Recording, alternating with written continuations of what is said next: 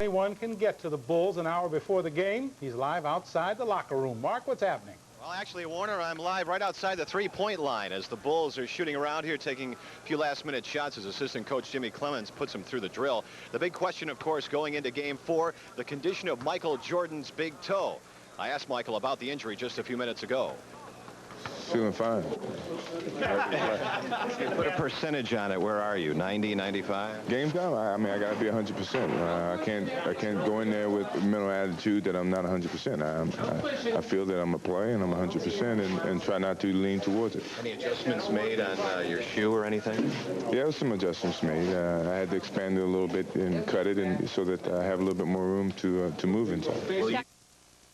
Dr. John Heffron says they put a little pad inside Michael's shoe to see if that will ease the pain a little bit. You know, Jordan, if he's hurting, he'll just crank it up to be 135%. I'll be back later in sports with more pregame comments as the Bulls try to take a commanding 3-1 advantage in this championship series. For now, I'm Mark Giangreco live on the floor of the Forum. Well, Mark, before you do get away, let me just ask you one question. Do they look loose, the Bulls I'm talking about?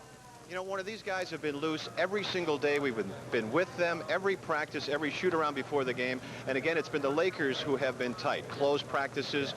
Mike Dunleavy very sullen. These guys very serious. The Bulls loose. I told Horace Grant, I said, you know, you got to put a game face on for one of these. And he just gave me one of those. So they're ready to go. It's a good sign. Thanks. We'll get back to you. All right. Thank you, Mark. And here at home, Bulls fans are getting all psyched up for Game 4. Most already at home or at their favorite watering hole within range of a television set. Channel 5's Charlie Wojciechowski is finding some Bull fans who will be keeping up with the action as part of their own summer weekend activity. Charlie? That's right, Warner. Believe it or not, there are Chicagoans who are doing other things than sitting at home and watching the Bulls game. I'm here at the Foster Street Beach, and we have people doing just about everything. A little barbecue action going on over here, people playing ball in the background, people out in the water doing some swimming. But Zaya Kaya and his family are here to do something else. They're here to watch the Bulls game. Zaya, what brought you out to the park to watch basketball? Well, we came here today to have fun and watch our team defeat L.A. What other kinds of things have you been doing here? Well, we did some barbecue, we have a couple beers, and we have fun. We play some soccer, and we're waiting for Bulls to demolish them. You are definitely a Bulls fan. Oh, yeah. The Bulls going to demolish them. Also watching the game with Zaya Kaya and his family is Jim Damon from Detroit. Jim, you watched the Bulls put the Pistons away. How do you feel about this game? Oh, I feel sad, but as my neighbor stated, I would like Chicago to take the lead. And LA has defeated them just like defeat Detroit. Have you been keeping up with the game so far? Oh, yeah, always. At the last second and last minute, in the whole period, I will be watching them. I like the coach. He's got a more personality than any coach, you know. Okay, Jim, thank you very much. This is the only way to watch the game. Reporting live from the Foster Avenue Beach, I'm Charlie Wojciechowski. Thank you, Charlie. Let's go back to the Forum now in L.A., where Channel 5's Ron Majors is polling the fans who are going to this game. Polling the fans, Ron? Well, we're going to poll the fans, Warner, but first and most importantly, those Chicagoans will get to see all the game because I'm right outside the antenna farm that has been set up where the media sets up, and NBC has brought in an extra backup satellite truck so there won't be any repeat of that lost signal that we had just the other night. You're going to be able to see the whole game. But there are some Chicagoans who are arriving here at the Forum for the game. John and Barbara Skolnick from Chicago stopped and talked to me just before the last game, so I want to be sure and talk to you again. Maybe it's a lucky thing. We talk to each other and the Bulls win. That sounds good to me, Ron. I'm happy to see him win every game. Now, it must be, fairly expensive to make this trip, Barbara. Has it been worth it? Well, we live in Los Angeles now. We just moved here 2 years ago, so it's not that expensive to come from Westwood. Where did you live when you were in Chicago? On the Northwest Side. And how does it feel being a Bulls fan in L.A.?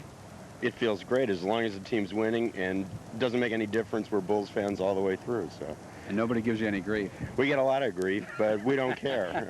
We're true to our team. We still have tickets in Chicago, so we're happy to be at every game. All right, great, thanks. Thanks Good luck in the game. You guys from Chicago? Yep. Come here real quickly. What's your name? Mike Boboy. Where are you from? Downers Grove. Where are you from? I'm from, Downers Grove. yeah, Downers Grove. Too. What's your name? Sherry Boboy. Sherry. Hi. So how's it been in L.A.? We've been out here for about 3 years now. We get all these, look at the Bulls fans. Still Bulls fans. This town is full of transplanted Chicagoans. Right. Sure is. How do you like it? Love it out here. Love the All right. weather. Go get the Bulls. Go Let's Bulls. have a good game. Thanks. There's some Lakers fans over there. We're kind of in the area of the unofficial ticket exchange out here, Warner and Art. There's been a lot of dealing going on right in this corner, and I can tell you that for the cheapest seat right now, it's going to cost you about $150, and they're selling fast, as you can see. Critical game. After this game, it's going to be 3-1 or 2-2 in terms of the series. Would be nice to be up 3-1 after this one, wouldn't it? Would. Ron, from your observation, have the cops been as tough on scalpers out there as they are in front of the Chicago Stadium? Well, California has some different laws. You know, ticket brokering is legal in California if you do it a certain way and you announce there's a service charge up front.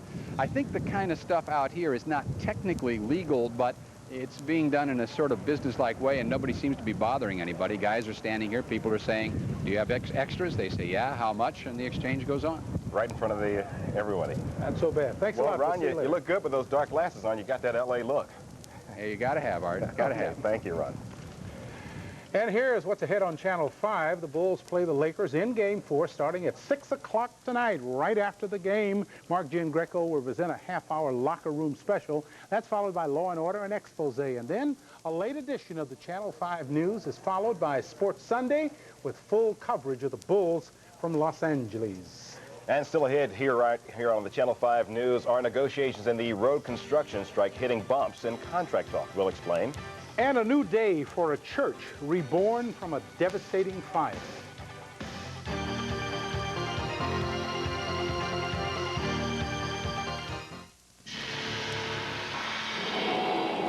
Mercedes, BMW, Lexus. Expensive cars with a life-saving luxury, an airbag. Fortunately, there's also the Isuzu Stylus, the only import under $10,000 with a driver's side airbag, standard. So you too can enjoy a lower cost of living. The Isuzu Stylus, there's no comparison. Now the Stylus could also save you money, up to $2,000 during Isuzu's big deal. The deal, what's happening with the deal? Are they no, are they go? I've got to get them all now on the phone. What's really so? What's the Houston say? Looking mighty good, but let's ask LA. An awesome deal and more. When you need to get people together to make a decision, call AT&T Teleconference at 1-800-232-1234. We're all agreed. AT&T Teleconference Services. There's something out there. It started in the streets, and nothing's gonna stop it. Serious shoes made for a serious surface. Blacktop, and Foot Locker's got them in a big way. The new Blacktop series from Reebok. The first shoes built for the outside game. At Foot Locker, where it all begins. To celebrate Pearl's 30th anniversary, we've got lots of great reasons to put on pearls. They gave me $30 off my choice of glasses. Have you got your pearls on? I bought a pair of glasses, and they gave me a second pair. Well, I bought contacts, and I got these Carrera sunglasses for only $30. See the coupons in this weekend's paper for details. But hurry, offers end soon. Happy 30th, Pearl. Pearl and Pearl Vision Express for most glasses in 1 hour. Call 1-800-YES-EYES for locations. Bargaining talks continue at this hour to try and end the 10-day-old construction strike here in Chicago. A federal mediator is right now negotiating with the unions and the contractors to try to resolve the dispute over wages. Both sides remain 20 cents apart on the hourly wage hike to be given each year on a new 4-year contract. The majority of our people have large families, and if they can't put food on the table for their family and they can't get the medical benefits, then it's really sad. So all I can say at this point is I'm looking forward to putting this to bed. I just hope we stay here and get it done. The walkout has idled some 15,000 construction workers, and it has shut down repairs on vital projects here in Chicago, including Lakeshore Drive and the Kennedy Expressway. A new plan is in the works tonight to bring school reform legislation in line with the Supreme Court's mandate of one person, one vote. Channel 5's political editor Dick Kay has that story. The teacher strike in '87 angered parents and brought reforms to set up elected local school councils to run local schools. But the state legislature said parents could vote for only parents on the local councils, community representatives for only their candidates, and teachers for only teachers. The Supreme Court said that violated one person, one vote, so state lawmakers must come up with a new election system. Today, Schools First endorsed a 10-vote plan. It's one person, one vote, with everyone voting for all 6 parents, 2 community representatives, and 2 teachers. It's going to encourage the building of these multi-ethnic slates that will cross racial and economic lines, that will cross political lines. We will have to work together, and that's what school reform is all about. As simple as it sounds, the problem with the one person, one vote, or so-called 10-vote plan is that it still doesn't solve the problem of the magnet schools. Technically, under that system, every person in the city could vote for 2 teachers at every magnet school. There's an 8-vote plan to let everyone but teachers vote for 6 parents and 2 community members. The 2 teachers would not be elected. They would be picked at school staff caucuses and appointed to local councils. Part of the purpose of having teachers on the local school council was to give the people in the school, the employees, all the staff, a strong voice on that local school council. So I'm not sure that it's that important that they run for office at large as it is for the community people and parents. There is also a 3-vote plan. Everyone would have only 3 votes. They could be split for 3 separate candidates or all 3 votes cast for 1 candidate. Dick Kay, Channel 5 News. Legislative hearings are planned on the proposal June 18th and 19th. School reform groups are expected to go to Springfield this week in order to lobby. 5 years ago on this date, a fire destroyed Holy Angels Church on the city's south side, but today, dedication ceremonies were held for the new Holy Angels. Joseph Cardinal Bernardine and Holy Angels pastor, the Reverend George Clemens, celebrated a mass dedicated to the newly built modern church, which is heated and cooled by solar energy. The $2.5 million church was partially constructed with donated labor and materials. In keeping with its name, a mural on 11 diamond-shaped panels depicts the role that angels have played in a Roman Catholic church here in Chicago. And what a celebration today.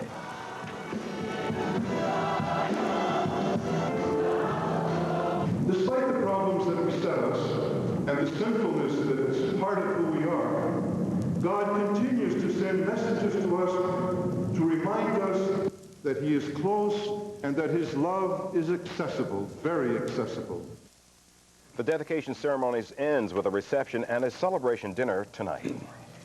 And still to come on the Channel 5 News, a sleeping giant forces U.S. military personnel off a Philippine base. And later on, we'll show you what lengths some Bulls fans will go to for their home team. Don't go away.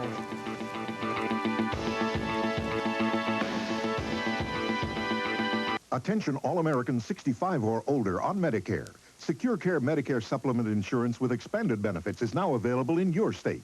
Whether you have a Medicare supplement or not, consider the expanded benefits, affordable rates, and personal service of Secure Care. Call 1-800-552-9900. Don't miss this opportunity for free information on Secure Care from National Home Life. Call 1-800-552-9900. 1-800-552-9900 now. Cruising, I feel, is something that a lot of people dream about.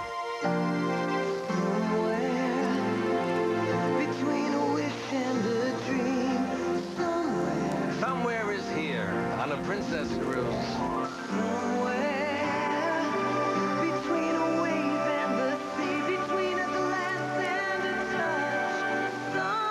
Somewhere, only on Princess.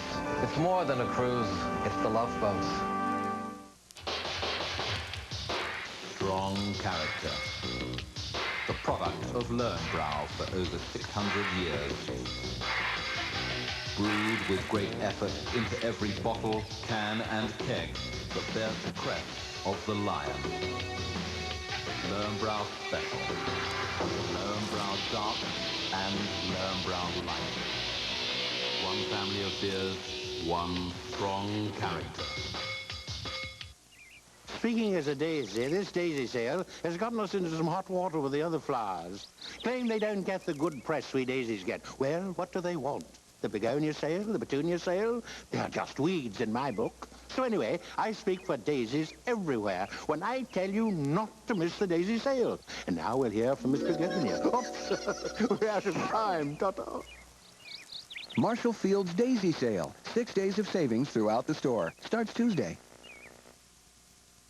Students at the University of Florida in Gainesville are breathing easier with the charging of a suspect in last Thursday's murders of 2 female students. Ariadza reports the suspect confessed to the crimes. Arrest came less than 36 hours after 2 University of Florida students were found slain in their apartment. The suspect is a carpet cleaner named Robert Allen Davis.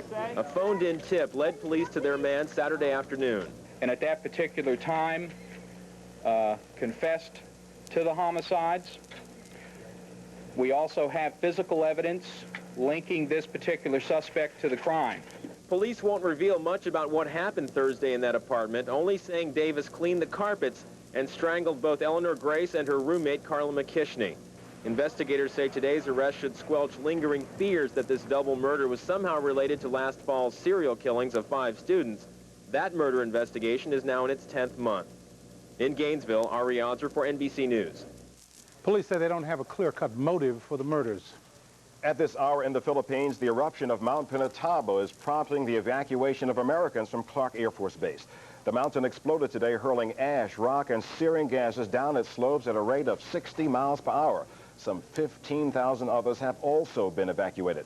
Mount Pinatubo, has been dormant for some 600 years, but experts say today's activity could be the prelude to a much larger eruption. Well, the bulls have been dormant for about 25 years, and I don't think that's going to last much longer. Let's go out to California, where Ron is waiting. Ron, what's happening? Hello, Warner. A couple more Chicagoland guys from East Chicago, Indiana. This is Ramiro Martinez and Gabriel Casilla. They're now stationed at Edwards Air Force Base. And, gentlemen, deliver your lines. The weather in L.A. is beautiful. But what's the weather in Chicago, Roberta? Go Bulls! They're from Edwards Air Force Base, and that's over my neck of the woods, where I'm originally from the Mojave Desert. But the weather and the Bulls do have something in common. Yes, it's true. They're both definitely hot. The temperature today officially was 85 degrees, and it will be even warmer tomorrow. It's a great day for a run, and earlier today, that's just exactly what several thousand people had on their minds. Chicago's Lincoln Park Zoo is one of the last free zoos in the country, so to keep it from becoming an endangered species, about 6,000 avid runners took part in the annual Zoo Fest run for the zoo, and they raised about $20,000 today. Good job. 78 degrees the high today at the lakefront. Currently, it is 86 degrees at O'Hare and Midway at 85 degrees. The winds are blowing out of the southwest at 15 miles per hour, and lots of clear skies across the immediate area. DuPage at 85 degrees and Gary, Indiana at 82. As we take a look at our U.S. satellite loop, we continue to monitor the weather on both coasts. It was 80 degrees for most of the day today throughout much of the eastern seaboard, and out on the left coast, Los Angeles had a high of 75 degrees. Now, we continue to track this approaching system. It's slicing through the midsection of the country. It is sparking some showers and thunderstorms anywhere from the western areas of Texas all the way up into International Falls, Minnesota, where a thunderstorm persists. All this activity continues to shift, generally northeasterly, about 35 miles per hour. So if it stays on this current track, tomorrow we can count on partly sunny conditions. Again, this front will come blowing through the area, and that'll produce a good 30% chance of afternoon thunderstorms. Tonight will be partly cloudy, overnight lows relatively on the mild side, right around 65 degrees. And then tomorrow, more clouds, partly sunny, warm and very muggy. Tomorrow's high right around 87 degrees, a little bit cooler near the lakefront. As far as the next 5 days are concerned, again, a chance of rain showers tomorrow. Same story on Tuesday, then a dry period Wednesday through Friday. Again, today's high was right around the mid-80s. We can look forward to a warmer day for your Monday. Save that voice. We need you at 10. Note sharing, right? That's right.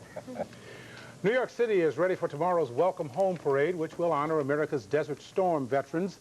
The yellow ribbons are up for what Mayor Dinkins calls the mother of all parades. The Lower Manhattan route will be dubbed the Canyon of Heroes for the occasion.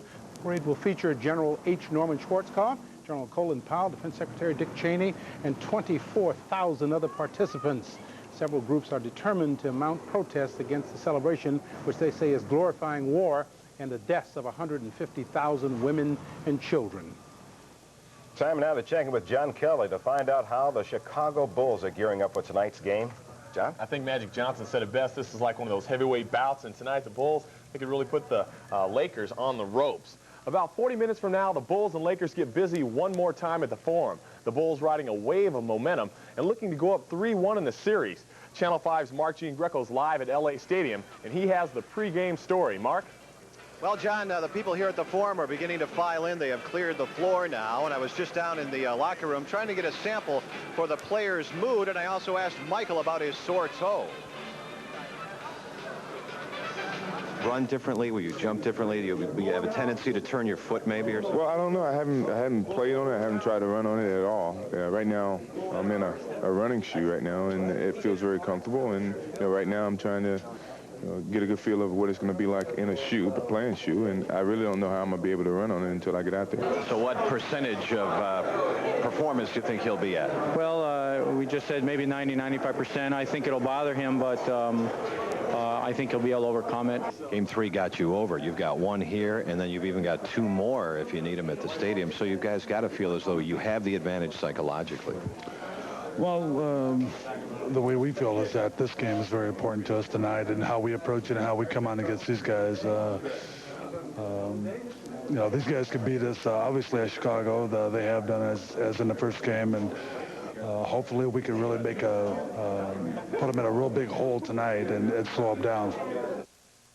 Well, we'll see what they can do. Bill Cartwright, always diplomatic, of course, before tip-off. Dick Versace with us as always. And, Dick, I got a feeling that the Bulls are going to win today. Then the Lakers will hang on and win Wednesday. The Bulls will clinch back in Chicago. Of course, you agree with me, don't you?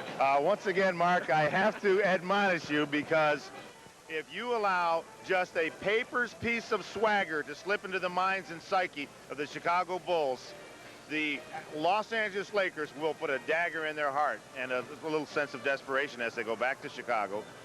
All right, well, we'll see what happens. Join Dick and me for our live post-game show, as always, immediately following the final horn. For now, I'm Mark Giangreco, live at the Forum with Dick Versace. John? All right, Mark, you two enjoy the game. We'll see you later. All righty. In baseball down in Kansas City, the Sox chasing their 4th straight victory with Jack McDowell on the mound. McDowell pitching some fine ball this year, and today he was flirting with perfection. At Royal Stadium, let's check the action, and McDowell mowing down batters like sitting ducks.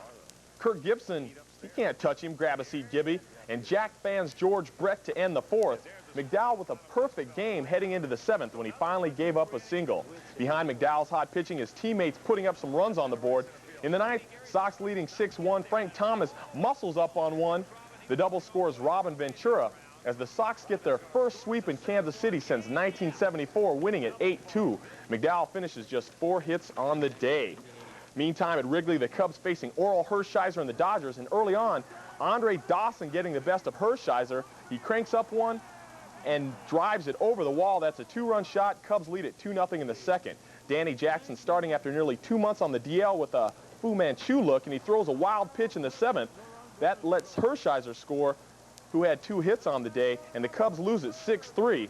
And to make room for Jackson on the lineup, they put Rick Sutcliffe on the 15-day disabled list. In the American League, the Sox win, the Yankees take Texas, and Minnesota wins at home. Over in the National League, the Cubs lose, Pittsburgh drops 1 to San Diego, Montreal 6, Atlanta 8, the Reds 5 better than Philadelphia, San Francisco by 1 over St. Louis, and the Mets beat Houston.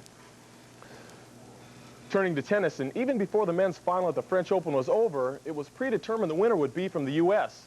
No, this match wasn't fixed, but considering both Courier, Jim Courier that is, and Andre Agassi are Americans, we knew this year's crown would be coming back to the States. The last time 2 Americans met for the French Open title was back in 1954, and early on, it looked as if Agassi was in control, taking the first set, winning it 6-3.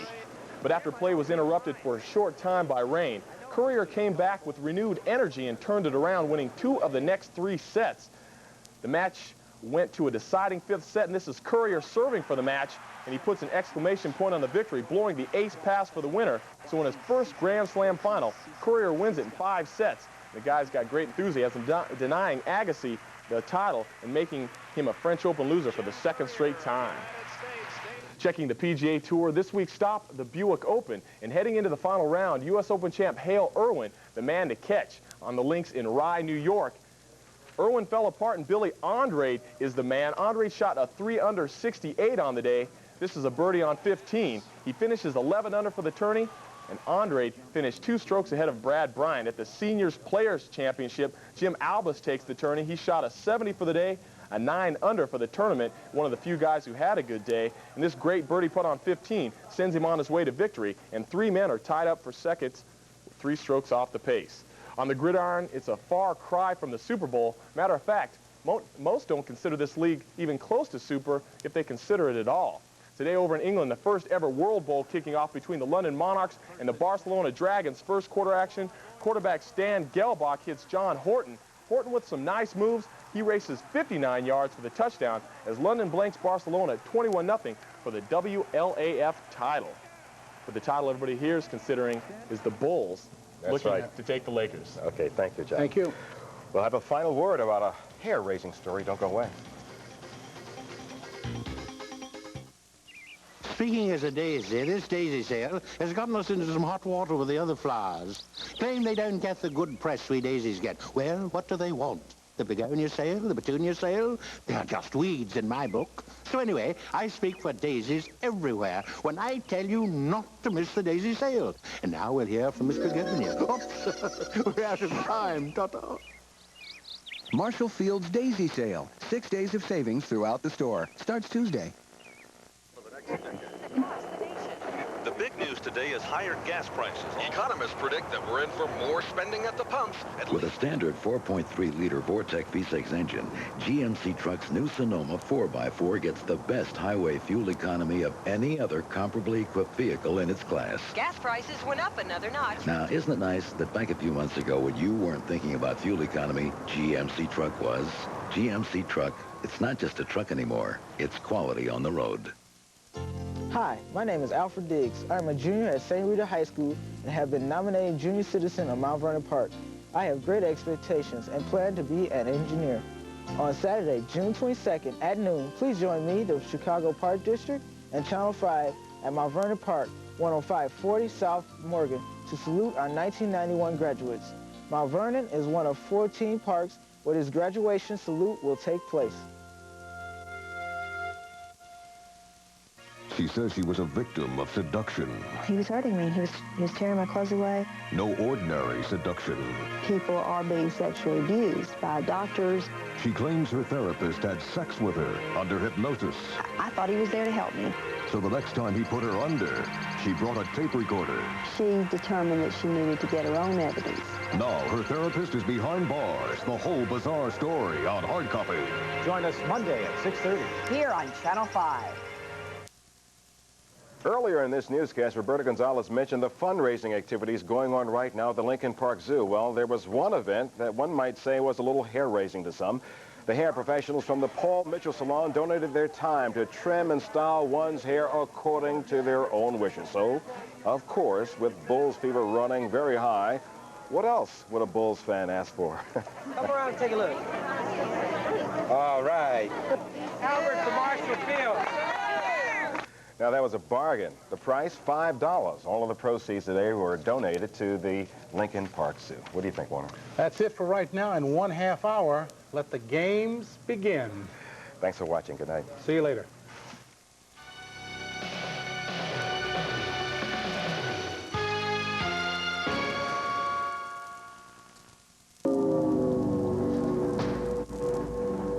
There's something out there. It started in the streets, and nothing's gonna stop it.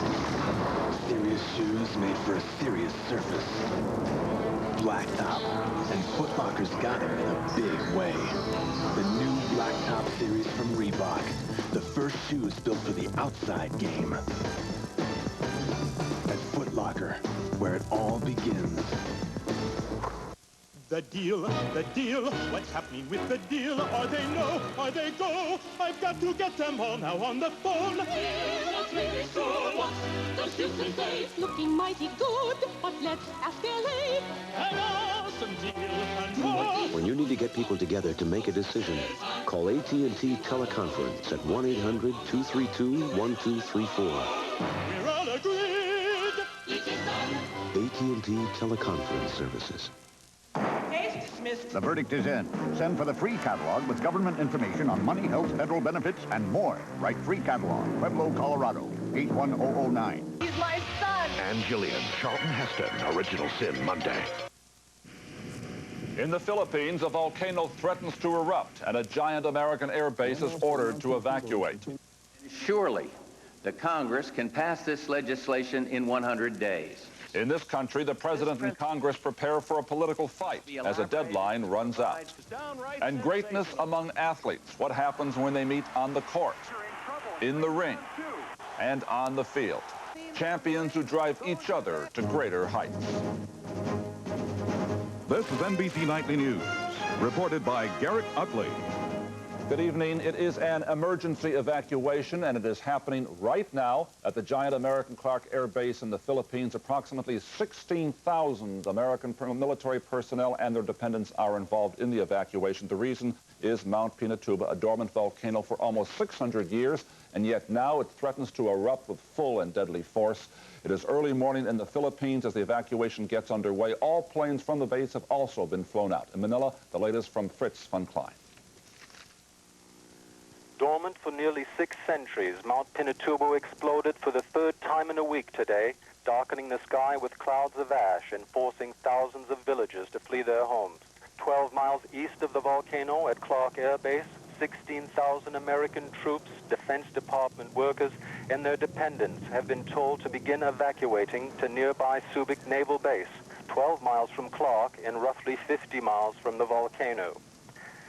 The evacuation will proceed by a convoy of trucks and cars and will take nearly 6 hours to complete. Local authorities have evacuated 12 to 15,000 Aita tribespeople who inhabit an area within a radius of the volcano. So far, there have been no reports of casualties, but relief officials are taking no chances following a magma reading by scientists here who are predicting a major eruption within the next 24 hours. Fritz von Klein for NBC News in Manila. And now back to this country and a big political fight that is building in Congress and at the White House. It is about President Bush's challenge to Congress to pass key parts of his legislation within 100 days. The deadline is this coming Friday. The specific issues here are crime and transportation, but there is more to it than that. Jim Miklaszewski is at the White House tonight. Jim, what's really happening? Well, here at the White House, Garrick, it's T-minus 5 days and counting. Lawmakers have 5 days to pass a crime bill and a transportation package to meet the president's deadline. They are not going to make it. The president threw down the gauntlet at his Gulf War victory speech March 6th. If our forces could win the ground war in 100 hours, then surely the Congress can pass this legislation in 100 days. And the countdown began. Congress is running out of time. And so far, 85 days have passed, and neither house has chosen to take up our crime package. Surely the United States Congress can pass a crime bill in what's left of that 100 days. But that was more of a taunt than a challenge. Bush knew last week it would be all but impossible for lawmakers to meet the deadline. If everything went perfectly, the Senate might pass a transportation bill and start to consider a crime package this week. There's no chance the House could pass either bill by Friday. Now, the House is apparently, they have a different calendar there because they're not doing much of anything on the president's challenges. But Senate Democrats charge it was Republicans who held up a transportation bill. And if that happens, the president not just won't get his bill on time, he may not get the bill ever. And then we'll all wonder, what did we do? And the entire crime package took a temporary back seat to debate over the Brady gun control bill. No excuse, say White House officials, who accuse Congress of a cop-out. President Bush says he's frustrated by congressional inaction. But Democrats claim he's contributed to the stalemate. Bush has vetoed 21 bills Congress has passed and sent to the White House. One leading Democrat says any Congress bashing now would be a new low in political cynicism. I think it would be a little obvious for the president to set a deadline, Republicans to prevent us from meeting the deadline, and then the president to criticize us for not meeting the deadline. But today, the president's chief of staff was setting the stage to take on Congress right up to the deadline. Quarter of a crime bill, we like the rest of it. Maybe Congress will act before the 100 days are up. One White House official says Congress can always pass something like National Broccoli Week, but chokes up on the tough stuff. President Bush will be pushing that idea this week and all the way through next year's presidential campaign. Garrick. All right, Jim, stand by for a moment there at the White House. Let's go to our chief congressional correspondent, Andrea Mitchell. Andrea, do the Democrats see crime and transportation as the real issues here, or is it politics? Election year is coming up. It is politics, and it's good politics. Bashing Congress has always worked for presidents. It worked for Harry Truman. I suspect it will work for George Bush. What we're seeing is the Republicans trying to sharpen the differences between the two parties going into the 1992 campaign. And the truth of the matter is that it wouldn't matter how much time George Bush gave Congress to pass his program, because they are so far apart philosophically, they would never pass his program. So they'll pass their own versions, and then he'll veto those bills, and they'll fail to override the veto. And what you have is gridlock. It's the price we pay for having divided government. And truth to be told, Garrick, both sides share some part of the blame. All right, Jim, at the White House, there are, I imagine, many people watching this evening and shaking their heads and saying it's just more of the same partisan squabbling. Is the White House concerned that many voters are just turning off politics and government altogether? No, in fact, the White House hopes that's exactly what will happen. The Democrats have accused the president of not having a domestic agenda. Now, by turning the tables, by saying Congress can't get its act together, President Bush sees this as a winner out there in the hinterland where it counts. And Andrea, are the Democrats worried about losing political credibility, about the system losing its credibility? They're worried about that because they will be blamed. They are the institution, the Congress, that is blamed if government doesn't work, and it's very easy for the president to blame them. That's why we saw the Democrats try to come forward with their anti-recession package, but they couldn't even agree among themselves, and it was pretty much a joke.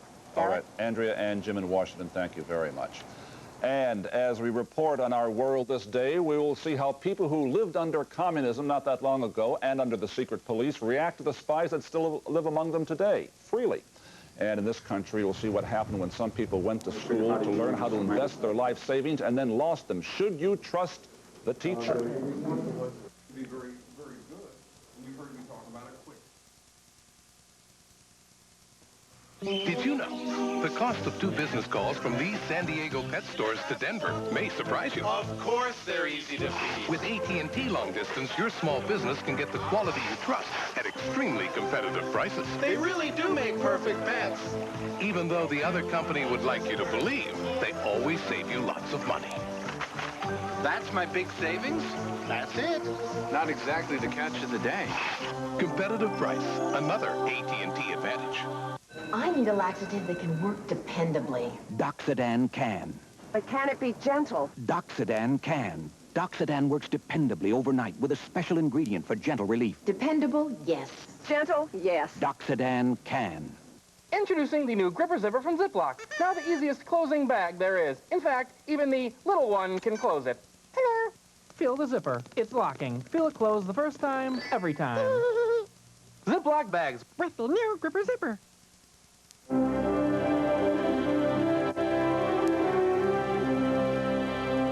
Poland today, the end of the Pope's 10-day visit to his homeland. Pope John Paul celebrated one final Mass. He said Poland is at a special moment in its history, and the test facing the Polish people is the test of liberty. Earlier, the Pope admonished Polish Catholics to, quote, overcome prejudices against Jews. And another country going through a special moment, the transition from communism to democracy, is what was East Germany, where there are serious economic problems today.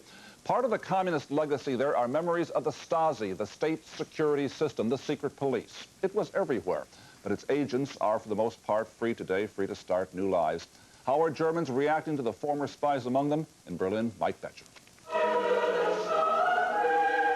There was a time when no place in East Germany was beyond the reach of its secret police, even the choir loft. Recently, a choral director of a prominent church was exposed as a former Stasi informer. At the height of its power, the Stasi monitored and controlled the lives of millions of East Germans. Before reunification, when rebellious East Germans stormed the Stasi headquarters, the mobs demanded the old spy masters be punished. The Stasi was dismantled and evicted from its sprawling command posts. But no former Stasi agent has yet been convicted of any abuse of power. A German government tax office occupies part of the old Stasi complex now. A few antennas and surveillance cameras are all that remain from the old Stasi past. The physical evidence of the Stasi is being wiped clean. But how deeply to delve into the history of the Stasi remains an emotional debate here. Dr. Christian Huneman served on a Leipzig Citizens Committee, which was supposed to investigate the extent of Stasi spying and intimidation. Its work was never completed. Every people in GDR and former GDR was involved. He helped establish a museum to exhibit Stasi misdeeds, but only a handful of people now visit each day. Dr. Huneman believes German politicians would rather let the issue fade than proceed vigorously with an investigation that might stir up embarrassing details about prominent Germans who cooperated with the Stasi. Parties are interested in the secret of the Secret Service. They want to keep it secret. Yes. Stasi agents managed to cover many tracks before East Germany dissolved. They stole secret files, sent some to the Soviet Union, and destroyed many others. Ex-Stasi Major Hans Kills believes, however, enough evidence remains intact to prosecute and convict many Stasi agents, if there is the will to do it. This will not pass, even in a decade, he says. It will require a lot of patience and a lot of courage. These days, the ex-major is a tour conductor in the old Stasi headquarters. He says it helps to clear his conscience. He is serving his penance, but many other ex-Stasi agents may never have to serve theirs. Mike Betcher, NBC News, Berlin. Turning to the Middle East, Israel's Prime Minister Shamir has sent a letter to President Bush, which is not encouraging for peace efforts there. Shamir said again that there can be no peace conference with the Arabs until the question of Palestinian representation is agreed to. Israel will not agree to any PLO representation. And also in the Middle East, an anniversary not to celebrate, but definitely to remember. For American hostage Thomas Sutherland, today is the start of his 7th year in captivity in Lebanon. 5 other Americans are held hostage in Lebanon. Terry Anderson has been held the longest. So many families now love Quaker Oat squares. Think how a flake feels.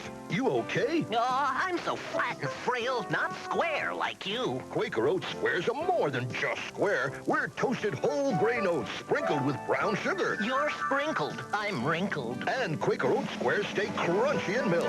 Come on in. Can't. Once milk touches me, I'm a soggy sight. I'll try not to splash. Quaker Oat squares. You'll love them from Square One. With lower back pain, every step can send more pain to your lower back. Clinically proven BackGuard shoe inserts can help relieve lower back pain because BackGuard absorbs jarring foot shock with every footstep you take. BackGuard, only from Dr. Scholl's. Ooh, what's that? Whoa, give me that. Whoa, look at what he's got. You want that? Take this, take that. Now give it back.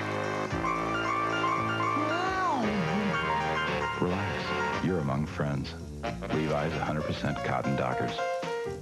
Today, there's a prescription strength cure for athlete's foot.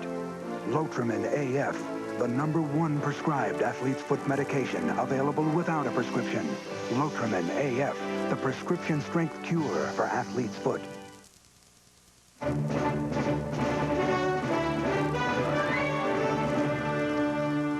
On Focus this evening, treating alcoholism. This week, Soviet and American experts are meeting in Boston to discuss what to do. And so tonight we examine the problems in both countries. Look for a moment at these numbers. Estimates are that 20 million Americans have a severe drinking problem. The Soviets acknowledge 30 million alcoholics, but the true number there is believed to be much, much higher. How best to treat them? Well, something curious is happening. At the very time Alcoholics Anonymous is beginning to take hold in the Soviet Union, another approach is growing here at home.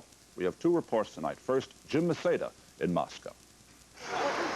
Militia and drunks, a familiar confrontation on a Moscow street corner. Here it is common to find men and women who consume several bottles of vodka a day. But until recently, this society didn't think they were sick, only weak socialists who should be punished. First, humiliated at a drying out station, then sent to a work and treatment center to do time, treated more like criminals than addicts. They put them in prison, lock them up, medicate them, and force them to work. But it's no longer the only method. Ann Miller, an American, has run Alcoholics Anonymous in the Soviet Union for 3 years now. Treatment is expensive, about 10 months' wage for an average Soviet. But for the first time, Soviet alcoholics are actually recovering. Alexei has been sober for 9 months. I simply believe that there was no hope for me. And my only way, my destiny, so to say, is to drink myself to death. Who now counsels others, hasn't had a drink in over a year. His wife says AA's concept of a higher power saved her marriage. Maybe I'm intrinsically, well, maybe not religious, but spiritual, but with me it worked. Soviets, repressed for so long by the communist system, seem to take to the spiritual side of AA's program. The inpatient clinic is full, and there's a waiting list until November. Mikhail, recovering in AA, tried the old Soviet treatment once.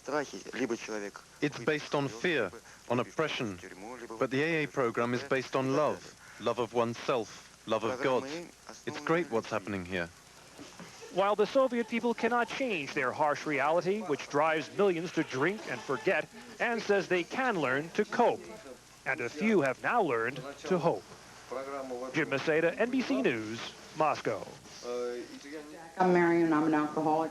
These are the AA meetings in this country most people are familiar with.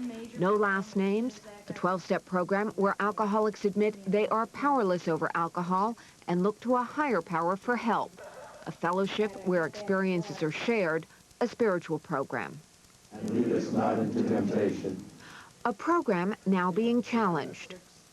The idea of calling myself an alcoholic for the rest of my life was so abhorrent that if I truly had continued in a path that I could have, I probably would have chose dying to worshiping something I didn't believe in. But now there is a choice, rational recovery. Alcoholics like Ron say they picked rational recovery because they did not like AA's philosophy that they are powerless, and they were turned off by the religious aspects. Jack Trimpey started RR 5 years ago, and 1,000 of its groups now meet regularly. You say that is my addictive voice. It only wants to drink, and I can recognize it. At RR meetings, there is no mention of God or a higher power. And the treatment is based on the principle that alcoholics can make a rational choice not to drink and can recover completely. We do not want people to get stuck in a recovery rut where they would be committing the rest of their lives to recovering.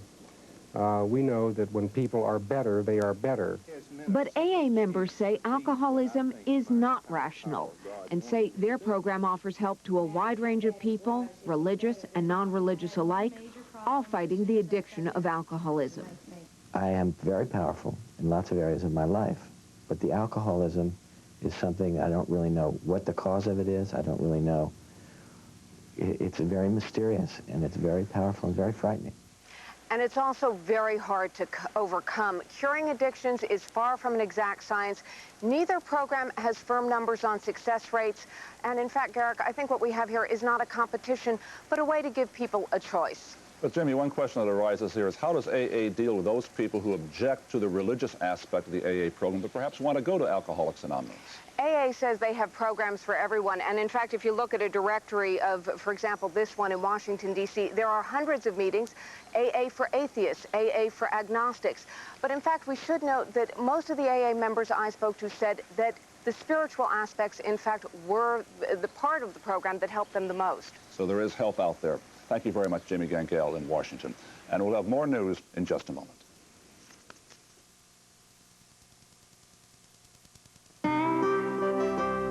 Reintroducing a glorious name for a glorious new automobile.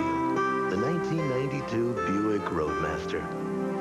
With its powerful V8 performance and the security of its driver's airbag, anti-lock brakes, and full perimeter frame, Roadmaster is perhaps the best value in an American luxury sedan. Roadmaster also delivers something only a Buick can deliver. Buick quality. This can't be my new apartment. Good thing I brought Lysol Pine Action. They've made it better. Now it cleans with hospital-type disinfection, the strongest you can buy. Now it's starting to feel like home. Improved Lysol Pine Action, a more powerful pine. Presenting Mop and Glow. With a shine so bright, a shine so tough, even Future and Bright can't beat Mop and Glow, even on no-wax floors. Mop and Glow for unbeatable shine. Oh, what people do to clean tough stains under the rim. Because for some bowl cleaners, that's a real stretch. Try a different angle. The angle neck of Lysol Toilet Bowl Cleaner. It easily goes under the rim and wipes out stains and germs. Don't get bent out of shape. Get Lysol Toilet Bowl Cleaner, the heavyweight with a powerful angle on cleaning. You okay? I feel so frail, not square like you. Quaker Oat squares are more than just square. Whole grain oats sprinkled with brown sugar, and we stay crunchy. Now I am depressed. Quaker Oat squares. You'll love them from square one. Poison ivy, insect bites, rashes. Too many choices. You only need one. Cordaid. Stop the itch and heal the rash with a brand doctors recommend most. Present Arms. Cordaid, the only aid you need. And now money and what to do with it. Florida, as we all know, has a large number of elderly people, retirees who live off their savings, people who need to invest their money wisely.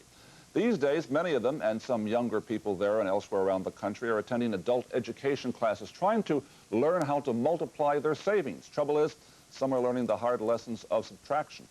Here's Deborah Roberts. Mary and Joe Kaler dreamed of a worry-free retirement until they lost nearly all their life savings after enrolling in an investment course at a Miami high school. I feel like I've been robbed, just as well as if I'd been in a parking lot and got mugged. I feel really bad. I hurt. Instead of learning how to invest their own money, the Kalerhers say their teacher, a Prudential Bates broker, convinced them to let him handle their savings. You believed him. You had to sit there and listen and tell yourself, this man knows how to make money for us with our money. But their $80,000 has dwindled in high-risk investments. The same thing happened to Carolyn Wilson. I was appalled because I had gone to a school as a naive person to learn. A $10 course cost her a bundle. Now Carolyn and 5 other angry students are suing the Miami school system and Prudential Bates, charging negligence. The law of Florida prohibits teachers from selling to the students and doing things for their own personal gain. Working with a product that I believe to be very... Similar laws regulate nearly all the courses taught to 15 million adult students nationwide. Still, it's up to school systems to determine just how strictly to interpret the laws. Some are a lot tougher than others. I'm going to show you how to use Microsoft Word. In Brookline, Massachusetts, for instance, teachers are forbidden to hand out business cards. When they come into that classroom, they're allowed to introduce themselves, talk about the kind of work that they do, and that is it. But not all adult courses are monitored that strictly, and education experts are worried.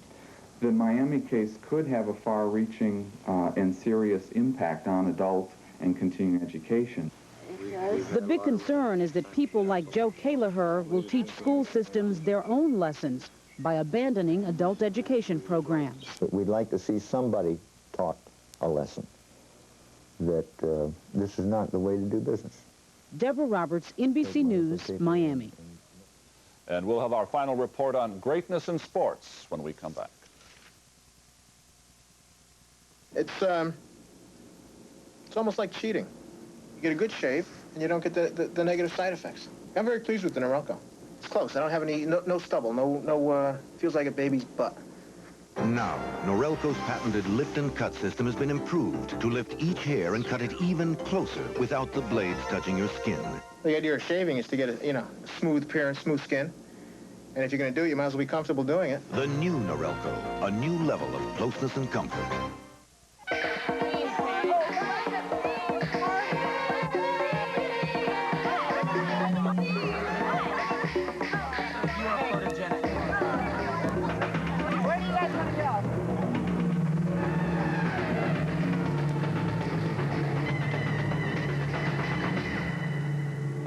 It's amazing how much scrap metal you get from a few cans of beer.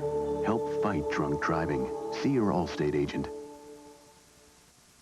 This inch gets a professional finish with Krylon spray paint. No runs, no drips, no errors. Dries to the touch in minutes. The other brand's still tacky. Wow!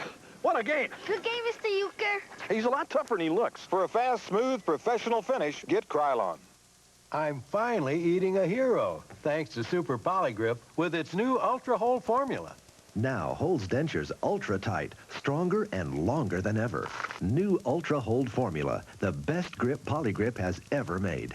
When you get gas pain, you've got a choice. Your antacid or Gas X, the tablet made for gas pain. It's extra strength, 100% simethicone to get rid of gas faster than your antacid. Fight gas right with Gas X.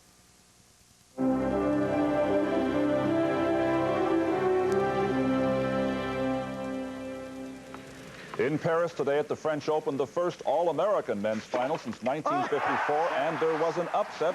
20-year-old Jim Courier, the 9th seed, rallied after 2 rain delays to defeat 4-seeded Andre Agassi in 5 sets, 3-6, 6-4, 2-6, 6-1, and 6-4.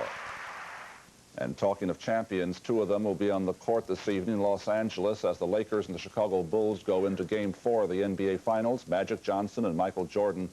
Individuals who put their stamp on their sport, and perhaps never more so when they go face-to-face, man-to-man. And, of course, there's a long tradition of gifted athletes driving each other to greater achievements and accomplishments. Just go back 50 years ago this summer. In 1941, Joe DiMaggio and Ted Williams drove themselves and each other to extraordinary heights. Williams batting .406, DiMaggio hitting in 56 straight games. A feat, a Nobel physicist once said, that defies the laws of probabilities. In the mid-50s, an irresistible force, Jim Brown, first ran into an unmovable object, Sam Huff, the feared running back, the ferocious linebacker. What was it like? Says Huff, my teeth hit together so hard the enamel popped off. In the 60s, there was Wilt Chamberlain, and there was Bill Russell, the 2 dominant centers of their era. One measured by the points he scored, the other by the championships he won. Their names entwined forever. The 70s brought us Muhammad Ali and Joe Frazier, 3 unforgettable fights. The last and most brutal in Manila ended with both men battered. Frazier forced by his corner to surrender seconds before Ali's handlers now say he was about to quit. Says Ali today, if God ever calls me to a holy war, I want Joe Frazier fighting beside me. And in the 80s, there was Martina and Chris, Navratilova and Evert, fierce rivals on the court, close friends often. They would play 80 times, almost inevitably, in the finals of major championships. Afterwards, they have both said there were often tears in the locker room, the vanquished comforted by the victor.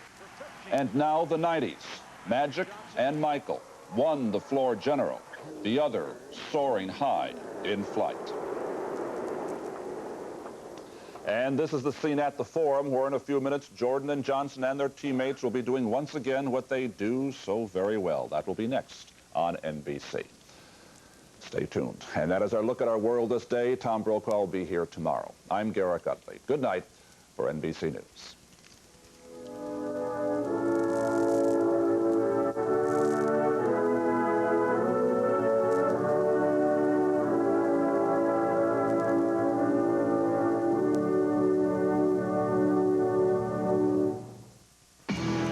On an all-new Law & Order, a top cop is accused. How could you even think that I would tamper with evidence? Critics call it an extraordinary program. We need a clear-cut motive. IAD's got a bullet with his name on it. They're after a good cop. Ranked #1 by viewers for quality television. An all-new Law & Order following the NBA game. The guts to uncover the truth. In-depth, undercover, expose. Tonight at a new time, 10:30, 9:30 Central. Okay, hit me. Looks like a wide receiver. Probably Roseanne Barr. It's Tim Raines or Rock Raines or... I don't know. He doesn't even know. Uh-oh, it's one of those swimsuit issues gone bad. I don't know. I'm going to have to see the instant replay. Ditka in the grasp. Beats me. Is that his real hair? Mark Giangreco. No one sees sports like he does. Weekdays on Channel 5. Right now, for a limited time, your Ford dealer is offering special financing. Not 12.9%, not 9.9, not even 6.9. Right now, get 4.8 financing for 48 months on Ford Escort. You heard right. 4.8% financing for 48 months on every new Ford Escort in stock, including Escort GT, LX, even the new Escort wagon. That's 4.8 financing for 48 months on Ford Escort. Hurry, see your local Ford dealer today. The Bulls post-game show, a Channel 5 sports special after the game. NBC's regularly scheduled programs will be preempted this evening so that we can bring you the NBA championship game between the Chicago Bulls and the Los Angeles Lakers.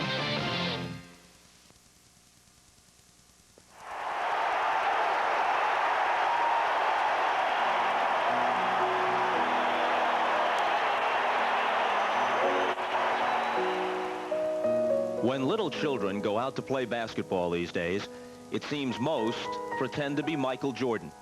And why not? He's become an icon of sports and television. They're two tiny windows onto the world, and thus, he dominates their imaginations. But that is myth. And down here, well, that's basketball reality. Imagine what it's really like to be Michael Jordan. Imagine being assigned to the opposing center, giving up 50 pounds and 7 inches. Imagine that in the marquee matchup, he doesn't have to guard you, but you have to guard him. Imagine that every time your team trails by a basket with 10 seconds to play, you have to take the shot. And then in overtime, there's no time to be tired or injured or to want help from a teammate. It's you they're watching all over the country, all over the world, in fact. It's you they expect to win the game. Playing 52 minutes of a 53-minute contest, you're still required to make this kind of exclamation point at the finish.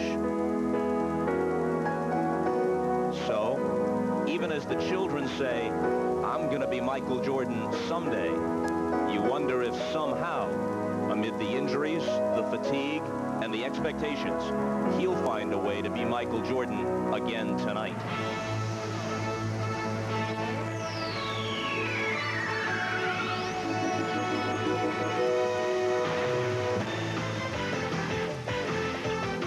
This is the NBA on NBC. The 1991 NBA Finals. Tonight, Game 4 between the Chicago Bulls and the Los Angeles Lakers. The Great Western Forum in Inglewood, California, home of Magic Johnson and his Lakers, who trail the Chicago Bulls 2-1 in the NBA Finals. A big question surrounding today's game is the health of Michael Jordan, who injured his big toe in Friday's overtime Chicago win. Jordan arrived at the Forum a little less than 2 hours ago and appeared to be limping slightly. As for the Lakers' condition, they're trying to halt the surging Bulls here at the scene of so many past Laker glories. The Laker franchise has won 11 NBA titles, 5 in Minneapolis and 6 in this building as the LA Lakers. The Bulls, meanwhile, are in pursuit of their first ever NBA title. Today, Game 4 of the NBA Finals. Hello again, everyone. Welcome to the Forum. Bob Costas with Pat Riley. First item of business, a check on Michael Jordan. We go courtside to Ahmad Rashad. Ahmad? All right, thanks, Bob. The big story here is Michael Jordan and the condition of that right big toe. Now, on Friday night, he sent this game into overtime with this shot, but he injured his right toe by jamming it, and he also sent himself to the bench in a lot of pain. He was able to finish the game on Friday, but Saturday he did not practice. He did not get on the foot. He had therapy, kept his foot in ice and electrical stimulation. Yesterday morning, to this morning, he was able to put on a shoe and said he was in a lot of pain, but it's the kind of injury that you can't even do any more damage to it. It's just the matter that how much pain can he play with? He's altered his shoe by cutting the toe out of the shoe to take the pressure off of it. So he'll be trying to go. The last thing he told me was, in a game like this, the last guy you got to worry about is me. So we'll find out. Bob? All right, Ahmad, on to the Lakers. Here are the tangible Laker problems. Down 2-1. Byron Scott, a missing person on offense. James Worthy hobbling not 100%. AC Green and Terry Teagle giving them next to nothing off the bench. This despite the good play of Sam Perkins and Vlade Divac leaves Mike Dunleavy in the 2-1 hole. But what about the intangibles? Well, I think the first thing they should do is try to step on Michael Jordan's toe as he's driving down the lane. But Sam Perkins, Bob, made a great statement yesterday. He said every time the Lakers win, it's because of their experience. Every time they lose, it's because they're getting a little bit too old. I don't think either one of those things has had anything to do with the series thus far. When it comes down to the reason why you win or lose, there's an old saying, and it's this, is that hard work won't guarantee you anything, but without it, you don't stand a chance. And unless the Lakers step up in the rebounding department, step up in the loose ball department, blocking shots and taking hard fouls, then I think they could be facing a 3-1 deficit today. Here's one more possible hidden problem for the Lakers. Magic Johnson, one of the great go-to guys in the history of sports, will be 32 in a couple of months. He played more minutes this year than at any time during his 12-year NBA career. Check these statistics. Through the first rounds of the playoffs, we're going to look at it right here, his turnover to assist ratio, first 12 playoff games, 3.7. That's exceptional, even better than his outstanding regular season. But in the finals, the assist to turnover ratio is 2.2, and he's averaging 5 turnovers per game. He's not only been outscored by Michael Jordan, which was expected, but Jordan has more assists. Is it possible at this stage that Magic Johnson is feeling the fatigue? That's been the trend of the last few nights. We'll send it courtside to Marv Albert and Mike Fratello as we get set for tip-off following these messages and a word from your local stations.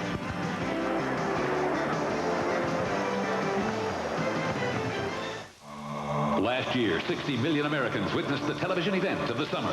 Get ready. It's back. June 24th, the sequel on NBC. Not many things are more Chicago than United, but there are a few.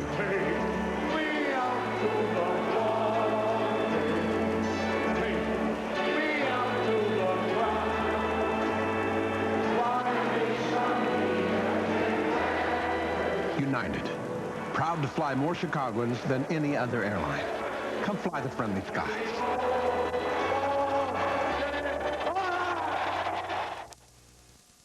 There's something going down at McDonald's. The prices. An original hamburger is just 59 cents, and a cheeseburger is just 69 cents. This is not a promotion. This is McDonald's today.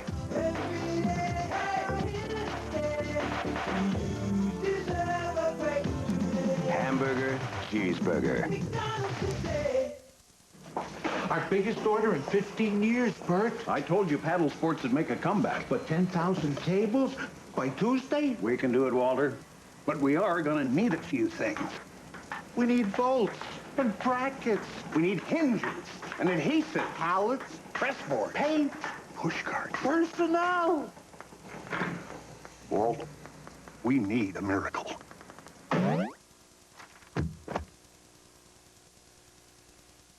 The Bulls post-game show, a Channel 5 sports special after the game. It is a beautiful 75-degree day in Southern California. The crowd still filing into the Forum in Inglewood for Game 4 of the best-of-7 NBA Final Series. Hi, everybody. I'm Marv Albert, along with Mike Fratello. And Mike, and the Bulls come from behind victory over the Lakers on Friday night. The most alarming statistic from the LA point of view, the fact that the Bulls out-rebounded the Lakers by the count of 46 to 29. The 29 rebounds, a record low for an NBA Final Series. Marv, no question, one area of concern is rebounding for the Lakers. But this goes back to the Portland series, where in both losses, they were out-rebounded badly by the Trailblazers on the glass. In 3 games versus Chicago, they're being out-rebounded by 7 rebounds per game. But the other area of concern is Byron Scott. In the 3 previous playoff series, he's played outstanding, shooting well over 50%, averaging 16 points per game. So far, only 4.7 points per game while shooting 21%. If the Lakers are to win today, they need to rebound better, and Scott needs to produce. And the Bulls are demonstrating they are not strictly a one-dimensional team. It is not only Michael Jordan. They have certainly done it at the other end of the court, where they have played outstanding defensively. The Bulls have been a consistently good defensive team throughout the regular season, but even better in the playoffs, and especially versus Los Angeles. The pressure has been relentless, in particular against Byron Scott and Magic Johnson, who's shooting 45%, while the rest of the team is shooting 46% overall. Exactly the same as the regular season, the Bulls are producing 10 steals per contest, which have led to a number of easy scores at the other end. And then one more area of frustration for Los Angeles is the block shot, which seems to show up at just the right time for Chicago. The Bulls rely on speed and quickness at the defensive end. But remember, a year ago, Detroit won its second world championship by holding Portland to just under 95 points per game. Chicago's holding the Lakers under 92 points per game. Now, moments ago, we heard Ahmad's report on Michael Jordan's jammed toe. Well, there's also concern on the Laker bench about James Worthy. For more on that, let's go to Steve Jones. Right, Marv. Here in Los Angeles, James Worthy is known as Big Game James, and he has been ailing since he gave them a huge game in Chicago. Worthy has gotten progressively worse. I spoke to him. He said he's able to deal with the mental pain, but he's not being able to be as explosive. He is going to play. He's been treated right up till game time. So the Lakers are hoping that they'll be able to get a big game out of Worthy today. If not, they'll have to look to AC Green. Back to you, Mark. Thanks, Steve, and we are approaching the start of Game 4. The Lakers seeking to tie the series at 2. The Bills determined to extend to a 3-1 lead.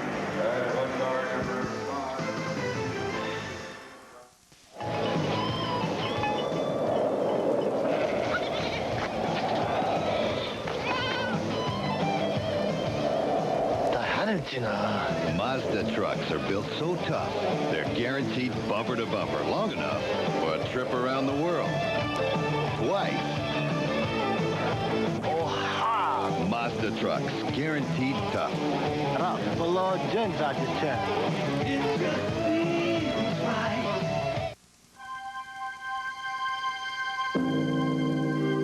From the Far East to Europe.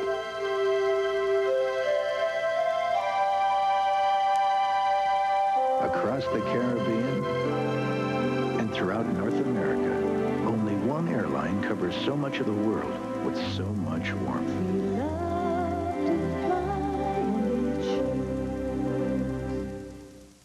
Attenzione, prego. Cos'è questa cosa qua? Mi sembra una cosa veramente strana. It's a hot 35mm camera from Canon. Just a camera. Sembra sospetto. The Canon Fotura.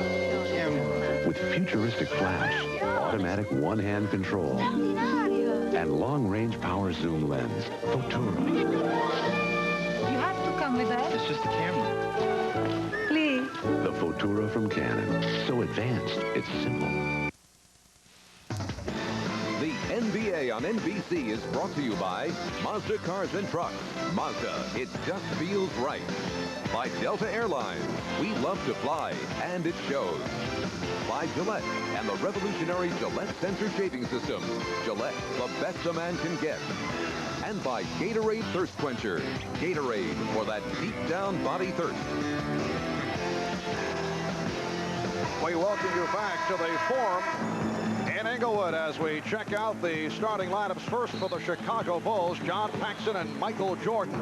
In the backcourt, Horace Grant and Scottie Pippen are up front in the center, Bill Cartwright.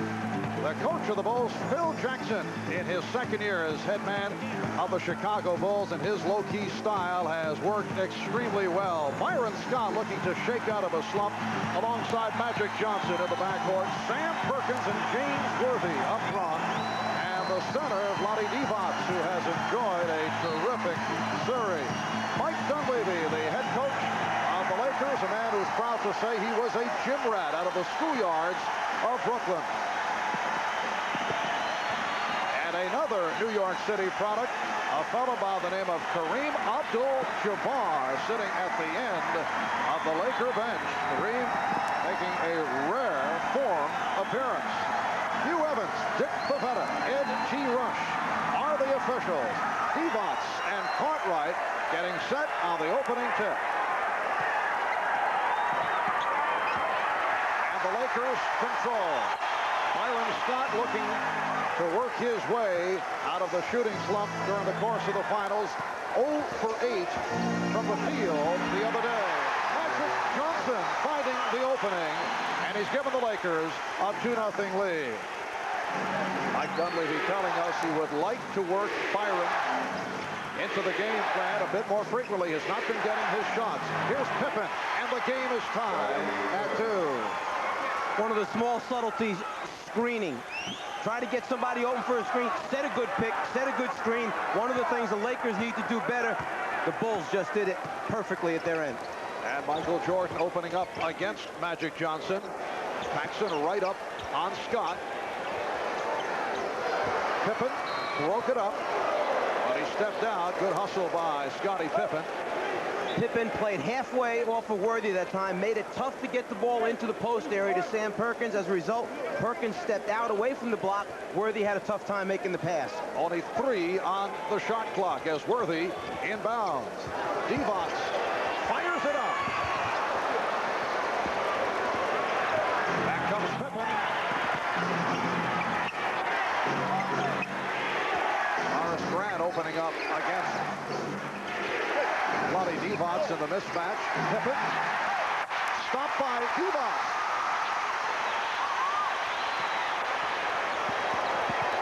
Magic goes the distance. Divac for the rebound. Yes, and a count.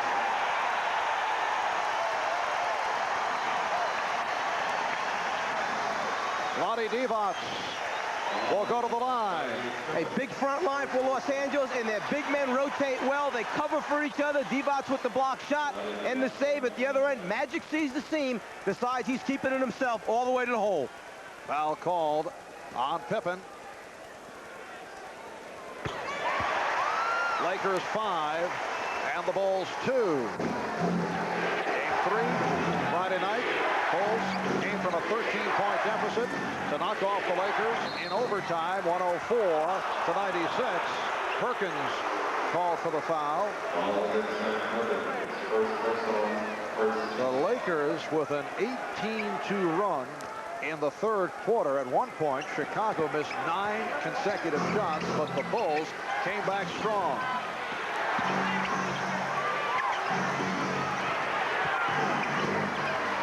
Yes.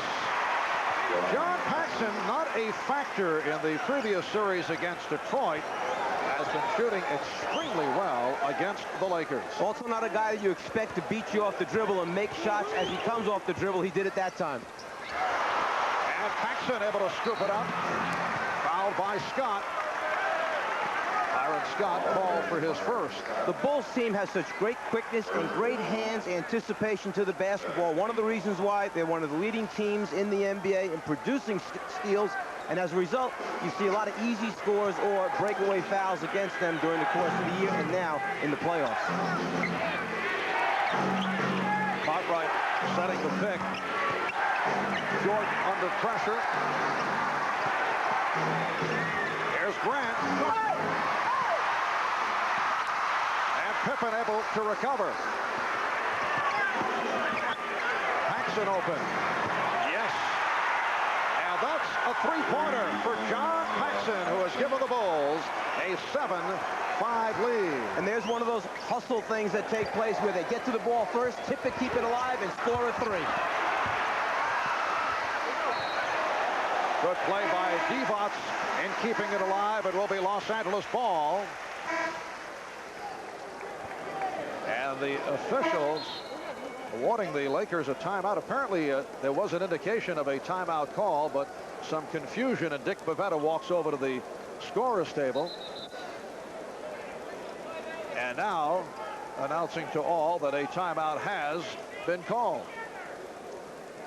2 minutes, 10 seconds gone by in this first quarter.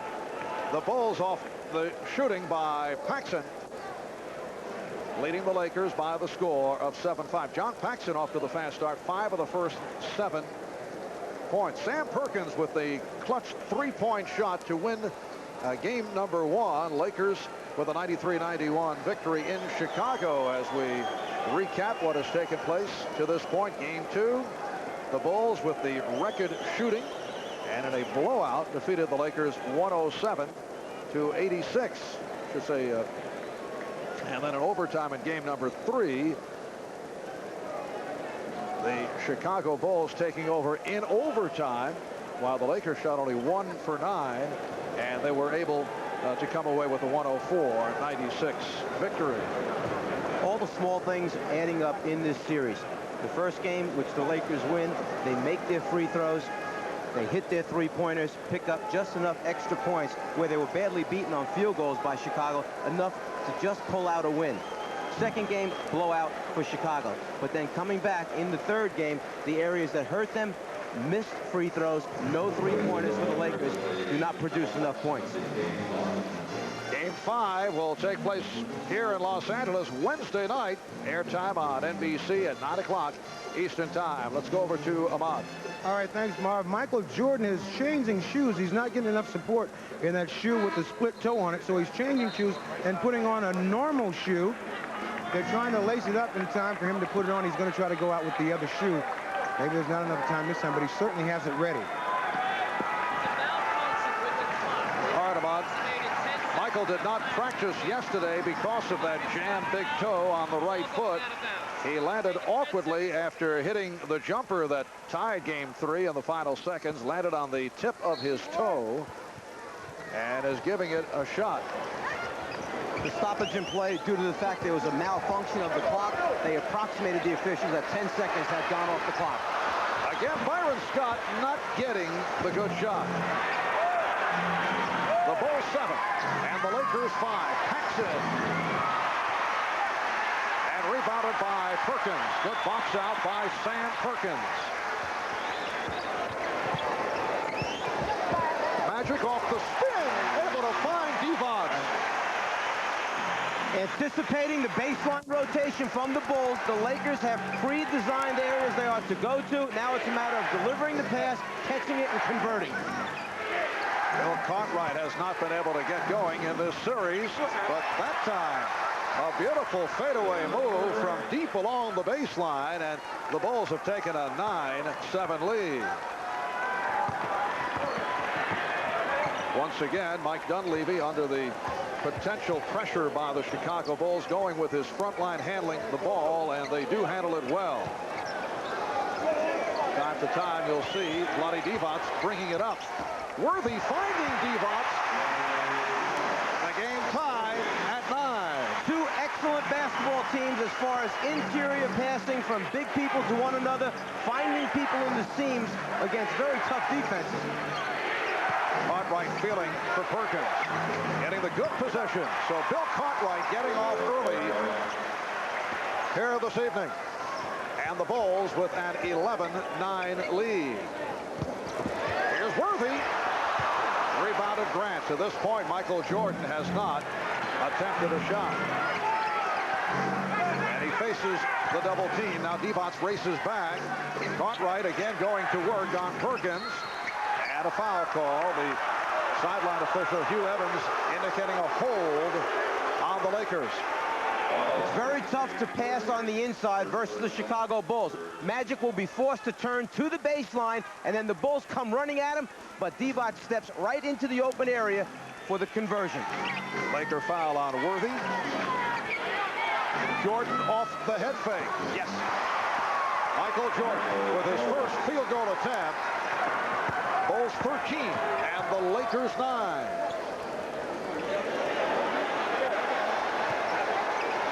Crowd getting impatient. And Divac once again able to get the step. Divac 4 out of 6. He has 9. Bulls 13, Lakers 11. 5 minutes gone by in this opening quarter. The Lakers are well prepared for the baseline rotation. Magic that time able to still get to the middle of the floor for his look.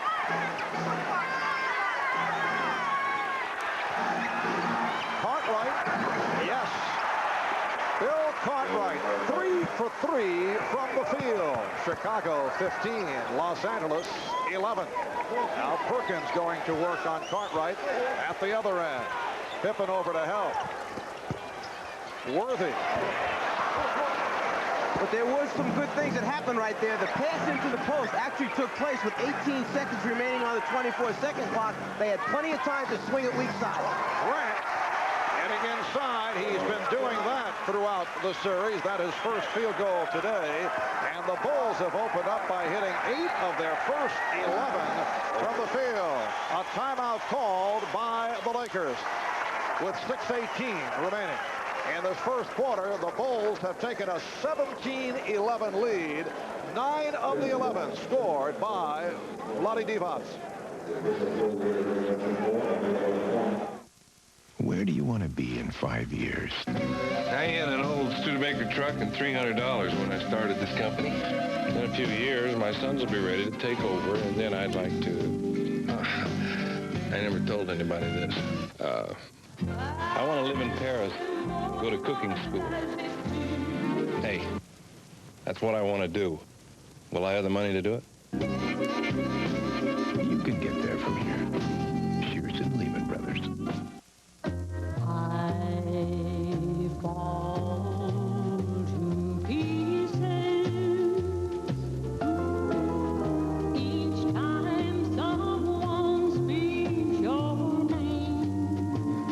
While few race cars are lucky enough to even see the finish line, the rotary-powered Mazda RX-7 has won more races than any other car in IMSA history. The Mazda RX-7. Who needs storm life that's way too formal? Who needs soda pop that tastes too normal? Who cares about good taste? I know what tastes good. While the best thing's always so misunderstood. Just give me what the doctor ordered. Just what the doctor ordered. Hey, give me a Dr. Pepper. We want it. Hey, whoa, Dr. Pepper. Dr. The taste of Spain out of birth. We love it. Tonight on an all-new Law & Order, a top cop is accused. How could you even think that I would tamper with evidence? It's an all-new Law & Order on NBC tonight. Ahmad Rashad back here at the Forum, and the big story has been the toe of Michael Jordan. He started the game out with a shoe that had the toe slit out, and he's not getting enough support from it, so he's changed into his normal shoe, and that's what he'll try to go with. Marv? All right, Ahmad. Michael Jordan attempting one shot thus far in this first quarter. He did hit it. The Bulls getting hot shooting from Bill Cartwright and John Paxson to open things up. Michael played 52 minutes on Friday night. And for Michael Jordan, it was not a top-flight performance. Only 11 for 28, 9 assists, 29 points, but hit the game-tying field goal at the end of regulation and then was the key man in overtime. Why don't you tell the Lakers it was not a top-flight performance? I think they'd agree, though, as Perkins was able to get to the rebound, knocked away from him. And James Worthy with his first field goal, so the Bulls lead it by the score of 17-13. Here's Grant from deep. Horace Grant hitting from all angles. He really enjoys getting off to that quick first quarter scoring-wise, keeps him in the game early, and then he produces for the remaining 3 quarters. Something he's really worked on, quicker starts. Horace has shot 60% or better 6 of his last 7 games. 5.5 remaining in this opening quarter. Worthy with the step around Pippen, but got it out. Magic for 3. The Bulls lead it by 6. They've hit their last 6 from the field.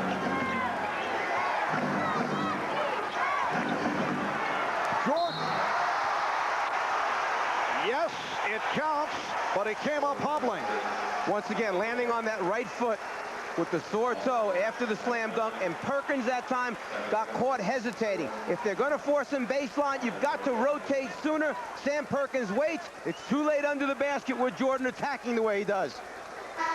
Foul called on Perkins, his second. Here comes A.C. Green checking back in.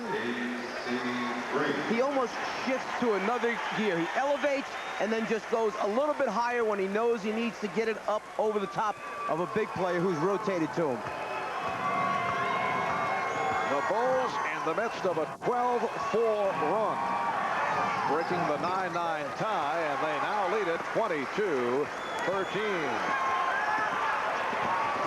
Green handling against Cartwright, and he was pushed. Cartwright called for his first. As Michael goes, check out right here, he just goes a little bit higher over the top of Perkins, but then comes down on the sore right toe. Michael Jordan, along with the toe injury, has been bothered throughout the season by tendonitis in his left knee, and supposedly that at times has affected his lift.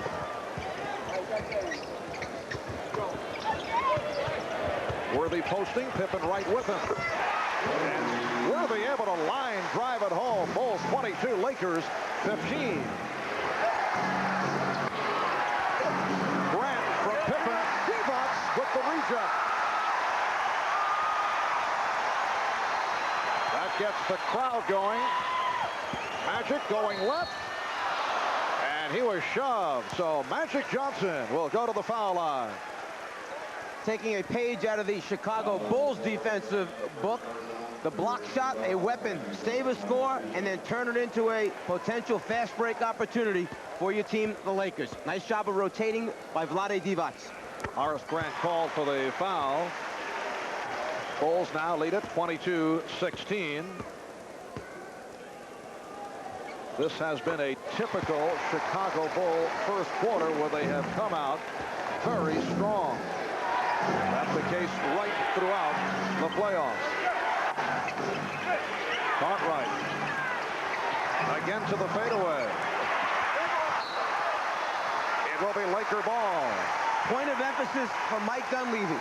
Because Chicago is quicker, more athletic than our team, we have to keep our bodies on their players when a shot goes up. They get to the ball quicker than we do. We've got to slow them down with body contact. Here's the problem right now. Once the Lakers give it up, they've got to get it into a scoring area quicker, just like that, into Worthy down low for the quick turnaround. Worthy makes it 3 out of 6 from the field, and the Lakers have come back to move within 3. Divac stepping out against Jordan. Cartwright, Bill Cartwright wide open. Michael Jordan found him. And Cartwright is 4 out of 5 for 8 points. Bulls lead it by 5. 3.5 to go in this first quarter. Here's Worthy. A.C. Green involved with Michael Jordan, and it is a tie-up. So the jump ball called by Dick Pavetta. A good job by A.C. coming back to at least tie up and get a jump ball out of it, because actually Jordan had gotten to the ball first. A.C. came in late to get his hands on it and then tugs it away, forces the jump. But first, a timeout taken by Phil Jackson of the Chicago Bulls. 3:22 remaining in this first quarter. No, I just want to look at cars. Hey, did you know that the Mazda MPV made Car and Driver's 10 best list? Oh, yeah? Second straight year. It's got a V6 engine. Great new luxury package, special paint, special wheels, power, everything.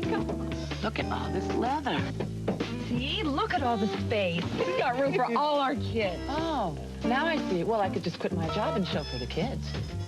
Okay, yeah. The Mazda MPV Luxury Edition. It just feels right. Get out of my car.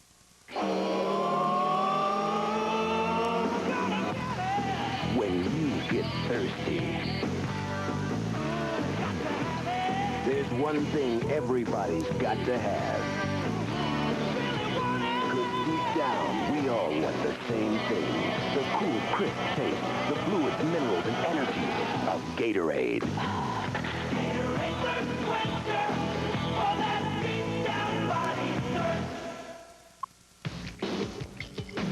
You're looking sharp. You've come so far,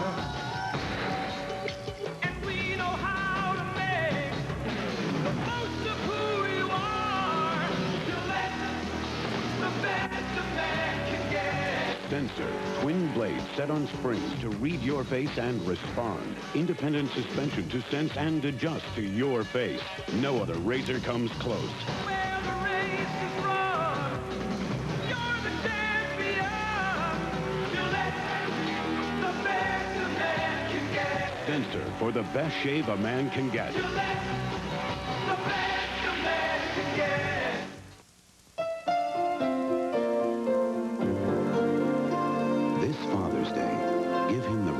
revolutionary Gillette sensor. The best a dad can get.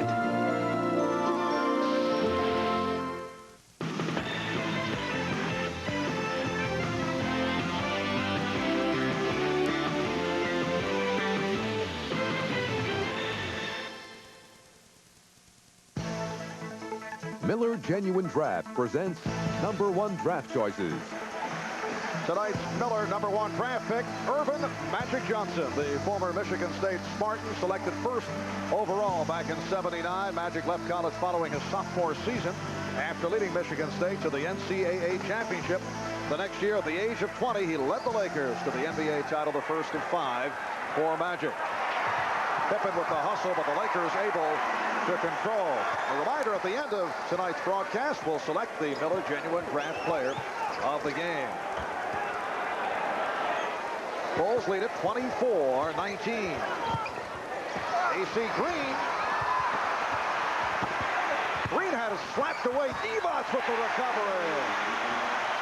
Lakers trail by 3 with just under 3 minutes remaining in this first quarter. It is game 4 of the best of 7 NBA final.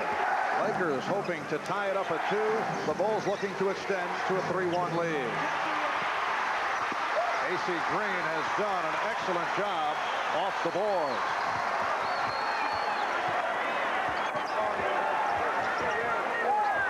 Worthy beating Jordan on the overplay. Jordan went for the steal. He gambled.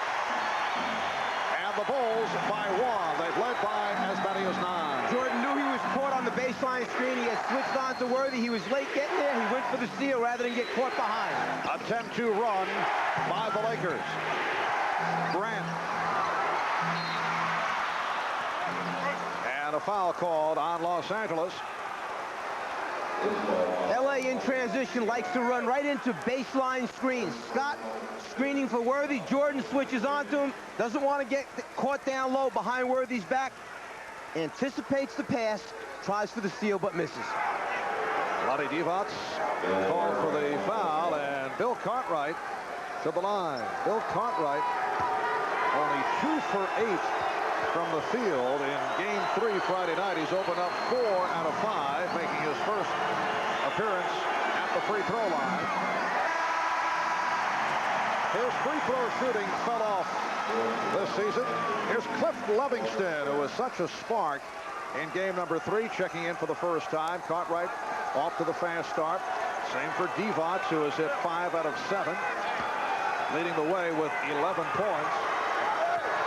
Vlade also has 2 blocked shots in this first quarter. 2 minutes, 4 seconds remaining in the quarter. The Bulls lead at 25-23. Once again, the Bulls back to the full court pressure, hoping that come fourth quarter, the wear and tear will take its toll on the Laker players, as it has done in 2 of the previous games. Here's Scott, and he cannot buy one. He thought he was fouled, but Green is right there. AC Green, who provided a spark on several occasions in the previous series against Portland, has done just that here in the first quarter. And the game is tied at 25. A minute and a half left in the quarter. Jordan going glass.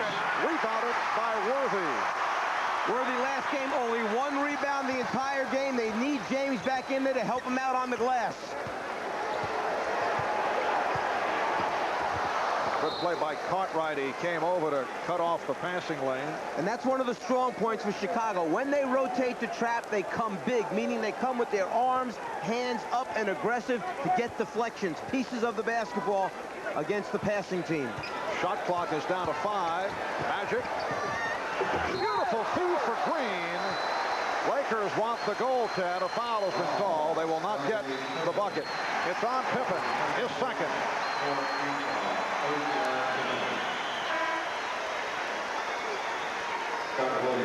Magic made the quick spin and caught Michael pushing up tight on him. As Cartwright rotated, Magic's looking for his people, have those pre-designed areas that they go to. It was AC who pulled down the rim, not the Bulls. No goaltend. Bill Cartwright will get a rest. He hit 4 out of 5, 9 points. The rookie from North Carolina, Scott Williams, has checked in for the first time. Scott grew up a Laker fan here in Los Angeles. The Bulls and Lakers tied at 25 with 1:05 remaining in this first quarter. Marv Albert, Mike Fratello, Ahmad Rashad, Steve Jones from the Forum in Inglewood. Coming up at halftime, it'll be Bob and Pat. And they will be chatting with the former Lakers star Kareem Abdul-Jabbar, who is sitting on the Laker bench.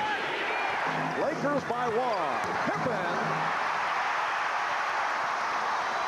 Magic avoiding the double team. Notice two guys always chasing Magic, trying to slow him down so he can't push the basketball. Magic trying to dump it off to Green, and it will be Chicago ball. Horace Grant making his return, coming on for Scottie Pippen. Pippen leads with a field goal for 2.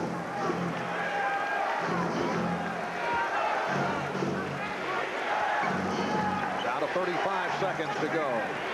In this first quarter, Lakers have bounced back big off the boards. They have out-rebounded the Bulls 11-6 in this first quarter. Grant again getting inside, and the Bulls lead by 1. Because Michael Jordan commands so much respect and attention from the defense, what happens is once you put it in his hands, the Lakers start running around. The other Bulls just go to spots on the floor. Jordan picks out the open guy. And Horace Grant has now, over the last 2 games, hit 19 of his last 24. Here's Magic, and he was fouled. 4 and 8/10 seconds to go in this first quarter. Jordan called for his first.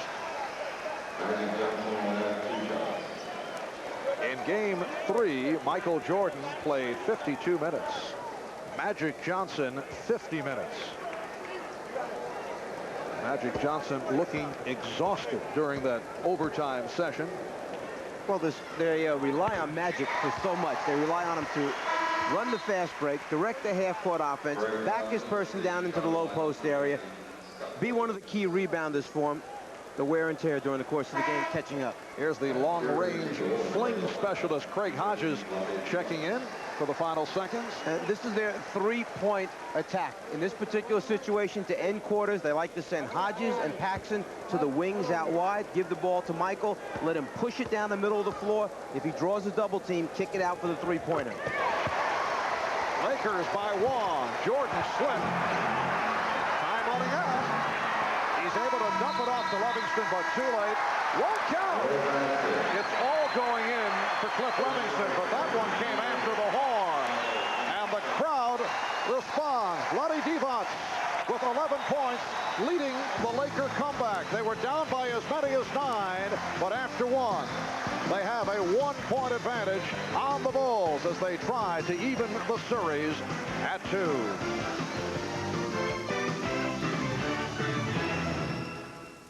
Hey, Michael, you like lean beef? Oh, okay.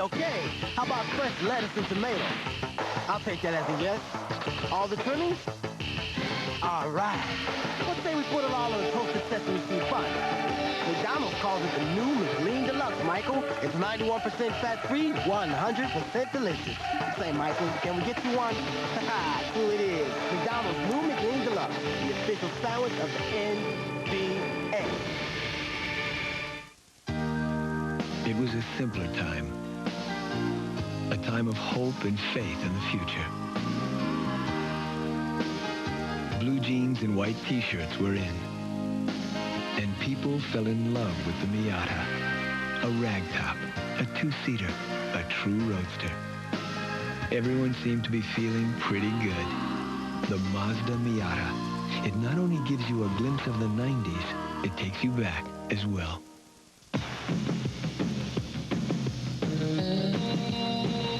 The Pepsi Summer Chill Out gives us permission to let our hair down.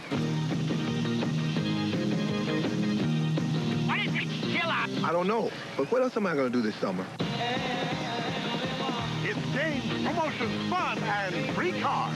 It's like Woodstock, man. It's people in tight pants moving fast.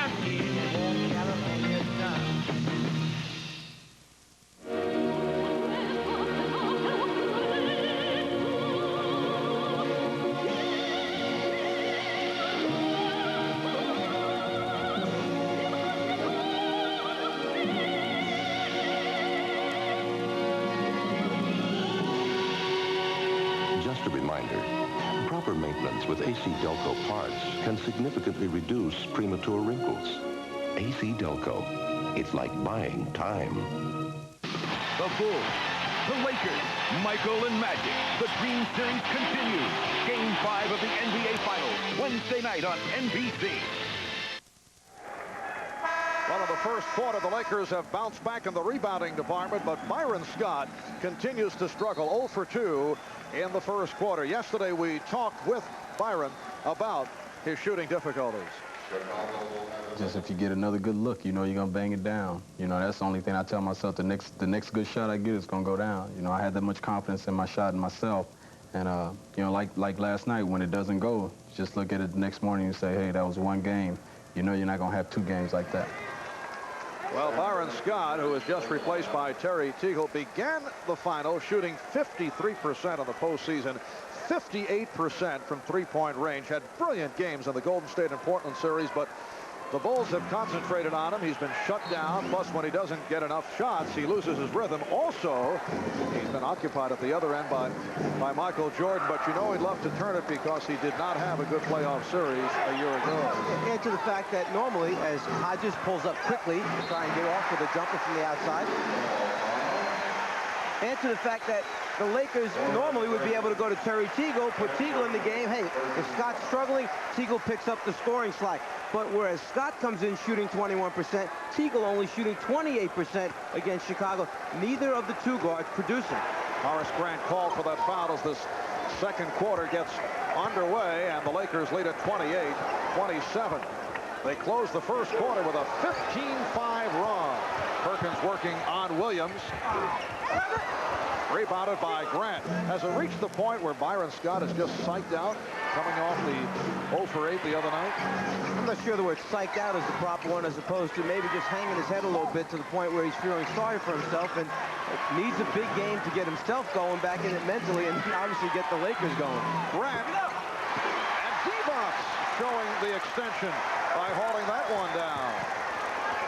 The man who's replaced Byron Scott, Terry Teagle, also has not been able to get going. Magic with the spin. And Scott Williams able to get to it. Scott going behind the back against Bloody Divac. Minute and a half gone by. Second quarter. Bulls with the ball down by 1. Here's Williams. Nice move. Divac got caught in the air that time. Did not want to commit the foul. As a result, just kind of backed off as he came back down. Williams snuck it up in there for the score. The Bulls 29, the Lakers 28. Divac, Green, Perkins up front, Teagle and Johnson at the guards. Foul called on the Bulls. It's on Hodges. A little pump fake, head fake right here, gets Divac in the air. Then to avoid a quick early foul, Vlade basically just backs off. Instructions the other night from Magic, don't get in early foul trouble.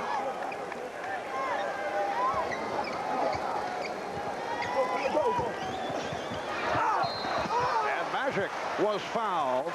Livingston went flying and inadvertently tripped up. Because Magic is so big at 6'9", 220, when he starts to go one way, you need to get your body over in front of him, which Jordan does. But then Magic, with the quick reverse, is too close, is able to get the shot up before the defensive rotation takes place by Livingston. Magic Johnson, 5 for 5 from the line. And Magic getting into it offensively early. He now has 7 points.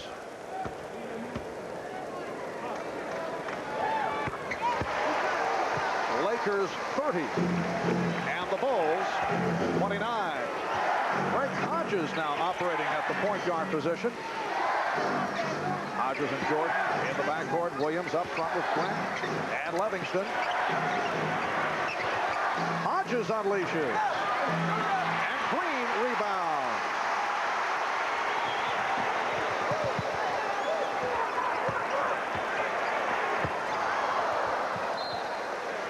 Another example of the hands-on defense by Chicago. Magic spotted an open player underneath, tried to fire it across, deflection out of bounds.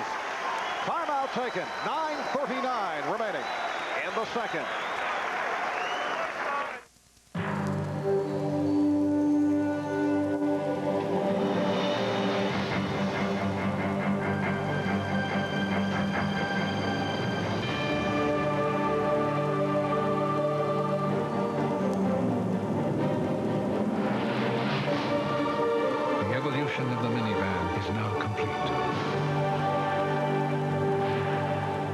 Get $500 cash back on Plymouth Voyager during our Rediscover America Sell-a-thon.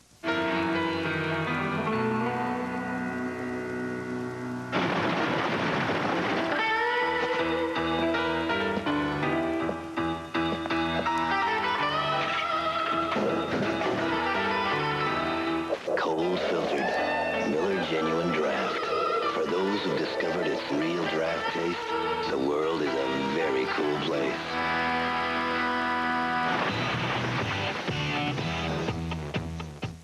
We invested $100 million in the latest diagnostic equipment. And another $5 million a year training our expert technicians to use it. We are Goodyear certified auto service retailers. And we believe everything we do, from tires to tune-ups, should live up to the most exacting standards of all. Yours and ours. Good tires. Good service. Good people. Goodyear. The NBA on NBC is brought to you by Plymouth and your local Plymouth dealers, who invite you to test drive a Plymouth today. By Miller Genuine Draft, cold filtered for real draft taste. So get out of the old, get into the cold. By Terminator 2 Judgment Day, a new film from TriStar Pictures. And by the Prudential. Come to the companies of the Prudential and build your future on the rocks. We are early second quarter, but to this point, both Michael Jordan and Magic Johnson have gone the distance. That's the case on Friday night, and we talked about that with Magic. Well, you can never play too much when it's all on the line. You know, it's sometimes it be that way. Of course, I was tired, but that's just going to happen. Well, Magic has been averaging 45 minutes per game in the finals, Worthy 44, and right on down the line. And you have to wonder, as Mike Dunleavy lost confidence in his bench, and can he continue to play his starters that many minutes? Well, during the regular season, Magic played 37 minutes a game, 45 plus. We see here in the finals. Has he lost confidence? No, but they better start producing because the series is winding up short. And that shot by Teagle went short. Jordan at the other end, able to hit. The Bulls lead at 31-30. Magic Johnson now getting a rest for the first time this evening. Sitting down with 8 points and 4 assists. Larry Drew has come on. Drew and Teagle in the backcourt. Perkins up front along with Green and Worthy. In transition, the Bulls do a great job of keeping their heads up and looking down the floor. And then who better than Michael to catch and convert? Drew working against Hodges. Perkins played by Williams and then Grant. And Livingston gets to it. Perkins almost forgot that time that they were going to be there coming from the baseline, turned right into the double team. Here's Jordan.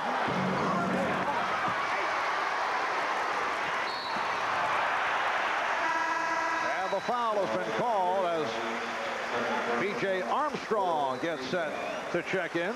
Every once in a while, Michael Jordan likes to leak out, take off in front of the rest of the field. It's just a matter of whether or not the point guard sees him and can deliver the ball. Craig Hodges called for his second foul. Armstrong guarding Drew. Michael Jordan sitting down for the first time. Leaves 3 out of 5, 7 points, and 5 assists. Mike Dunleavy had mentioned earlier that Terry Teagle is one of the best bad shot makers in the NBA. That was an example of an off-balance shot. Most coaches would say, oh, no. And Green comes up with rebound number 6.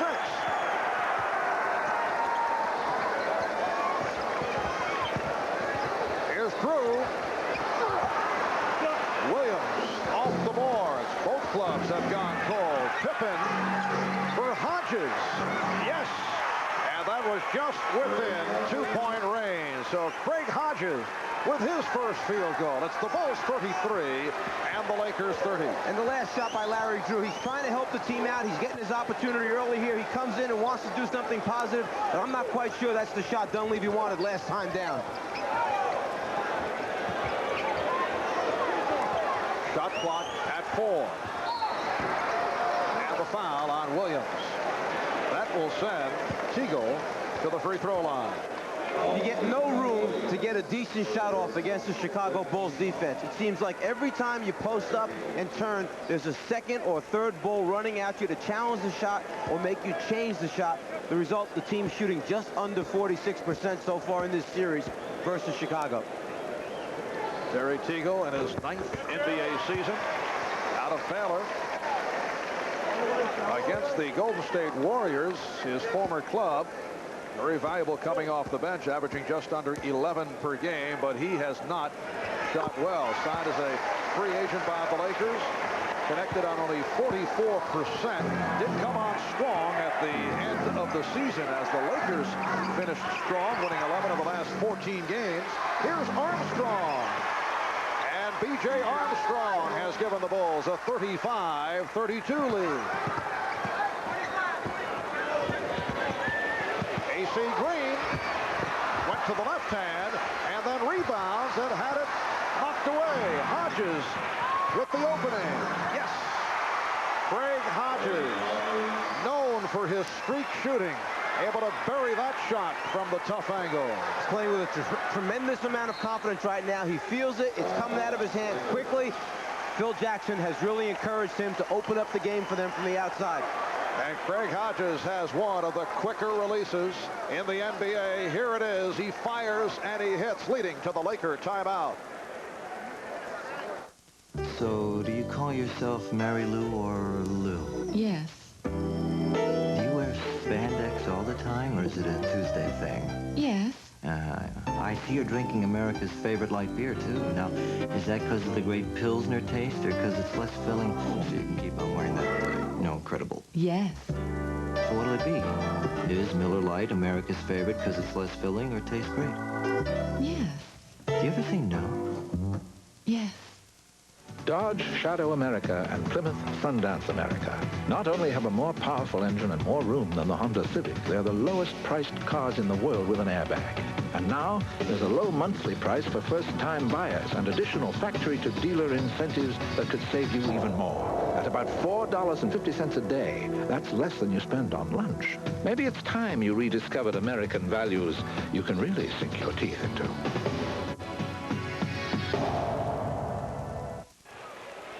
Come on now. You sit on the bench and watch that? Walk. He can't do that. Oh, mark right into them. That's embarrassing. This foolishness has gone far enough. You are so bad. You're wide open. Ah, get on that floor. No. Timeout. When you're losing it on the court, you take a timeout. When you're losing it at home, you should do the same.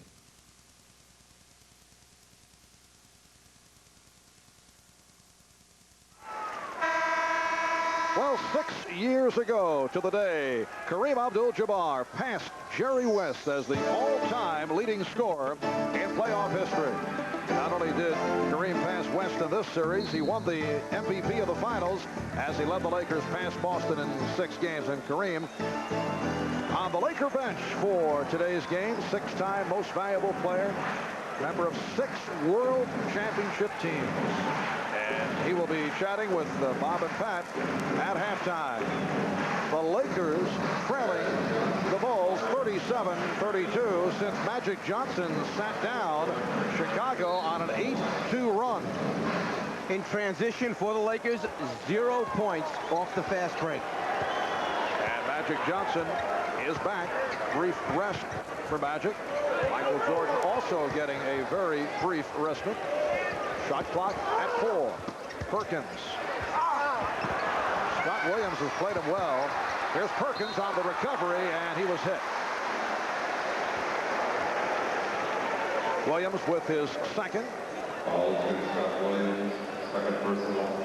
Perkins loves turning to the inside of the lane. The Bulls right there to stop his body momentum, but Sam stays after, comes up with the second shot opportunity.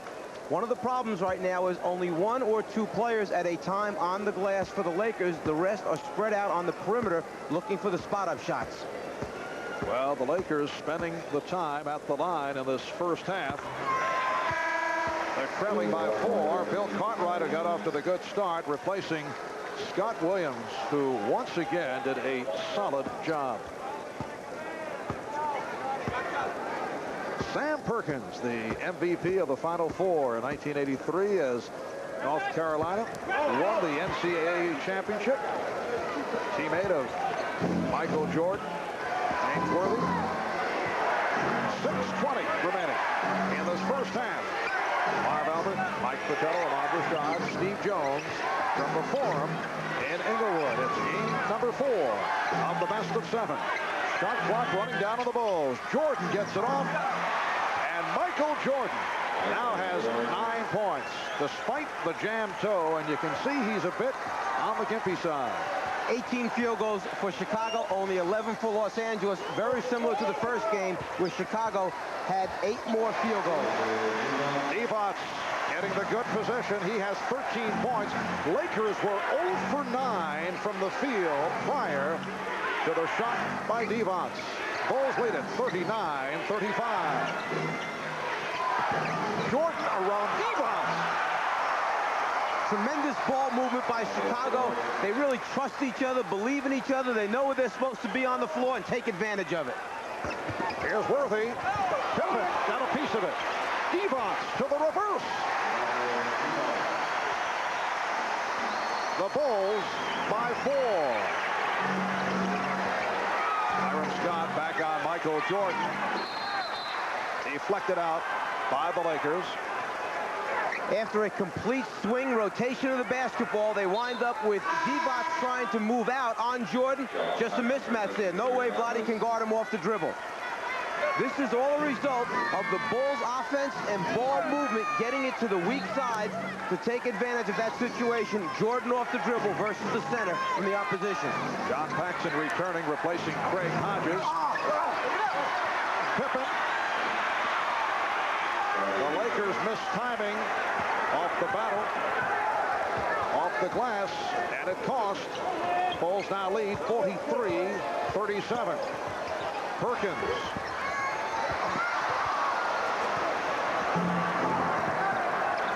Here's Jordan going left to beat Scott. Pippen missed the tip. And the Bulls now bouncing back off the boards after the Lakers had the advantage in the first quarter. You can really see the difference in quickness that time. Jordan again off the dribble to the basket and fouled. Scottie Pippen jumped twice last time before Sam Perkins got up one time to keep it alive. Again, off the dribble, he catches Magic straightening up in the defensive stance. Rotation too late. They just let him go for the score. So much for the jammed toe theory. Michael Jordan has come on strong in the second quarter. He now has 13 points. The foul committed by Johnson. 3-point play for Michael. And the Bulls now open a 9-point lead. It matches their biggest of the night.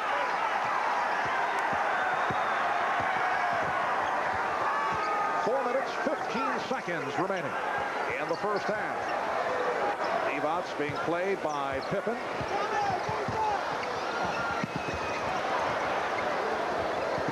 Three on the shot clock. Perkins rejected by Livingston. And Pippen is held. Magic Johnson preventing the fast break. Among the many factors of the advantage shown by the Chicago Bulls, once again, Phil Jackson is able to go to his bench with confidence.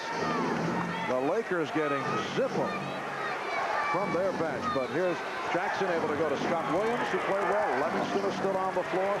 Craig Hodges comes on, hits a couple of jump shots. On the other hand, the Lakers are back in a position not only trailing, but their top players are going to log quite a bit of playing time. Here's Cartwright. Bulls able to get back. Oh, Magic. Yes. And it counts.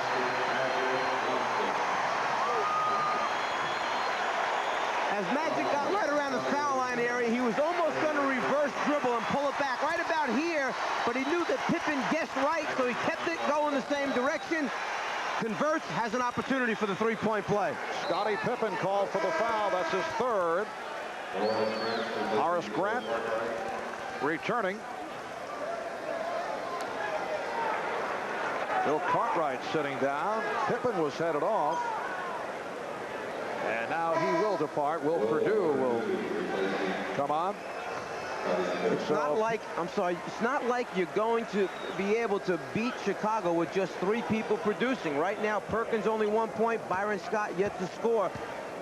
Los Angeles needs to get the other people involved in the offense, and those 2 guys are step-up guys. They need to make shots for them, producing. Magic now 7 for 7 from the line. He has 11. The Bulls by 6. Paxson and Jordan in the backcourt. Grant up front with Perdue and Livingston. Here's Jordan. Changed his mind. Livingston eluding Worthy. It's all going in for Cliff Livingston. A 5 for 5 on Friday night. He hit a fling earlier, but it did not count because the quarter had run out. He is 1 for 1 this evening. Cliff playing totally under control in this finals. Seems to have himself knowing what he wants to do and when. Divac called for the foul, backing in, making the contact. That's his second.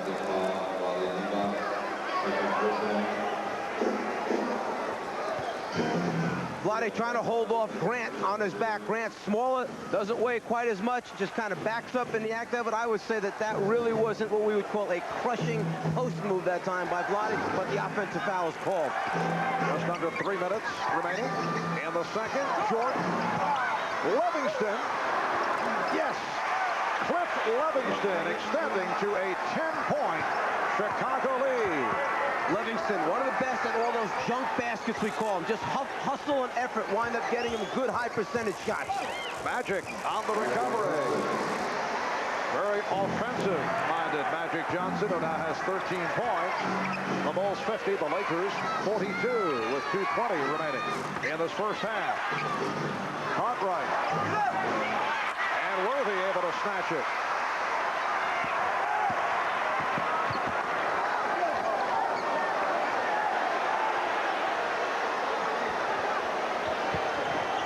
Magic facing the double team, getting it out to Worthy. It counts, and the foul. Foul called on Livingston. When you have a 6'9" point guard that can look over a double team and pick out the open man on your team, it certainly helps. Magic starts his move, draws the double, and then finds Worthy spotting up near the top of the circle.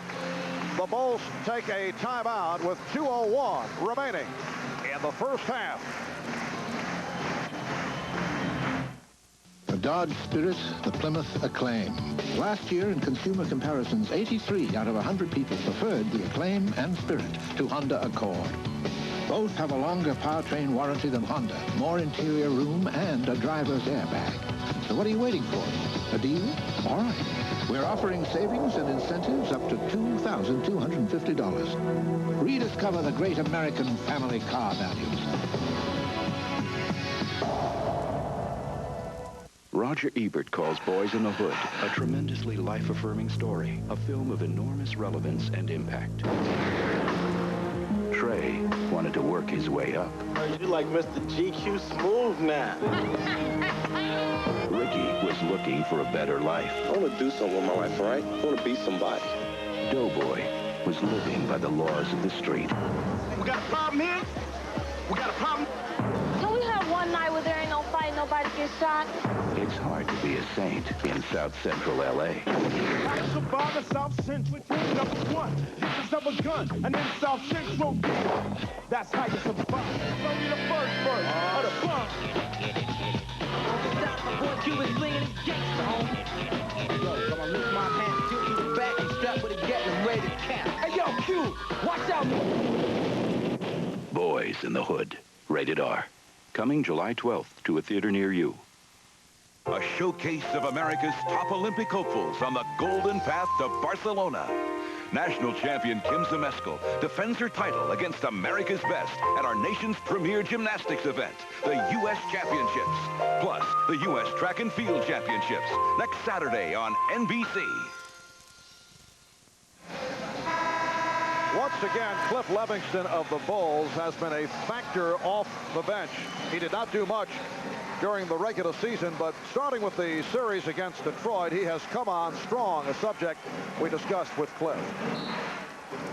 So it was a hard season for me, but now that the playoffs has come, he showed faith in me in the Detroit game, and I came through, and he said, well, this type of play we need. We need someone with energy to come up and make a key rebound or a key stop at an important time. And I take it upon myself to be that person because I think that when I'm coming off the bench, I'm a spark player, impact player.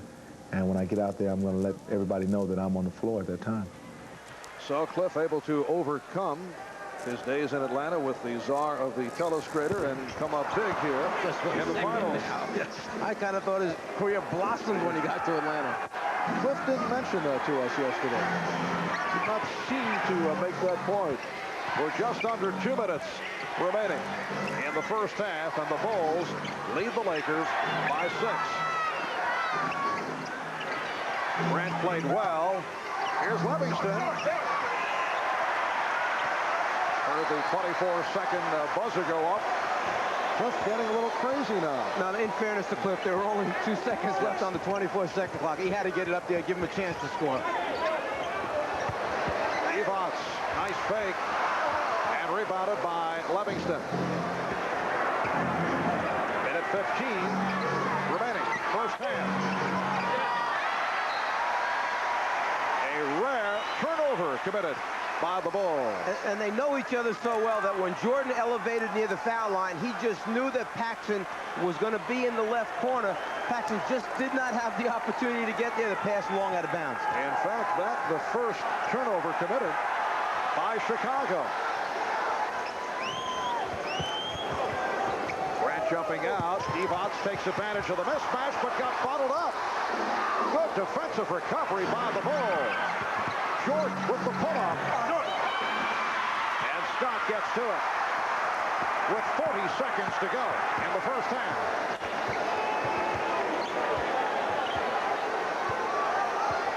Here comes Cartwright. Perkins. Jordan taking a shot from Worthy, looking for the foul. And the Bulls will hold for a final shot. Jordan working the clock down as we come to the conclusion of the first half. The Bulls lead it by 6.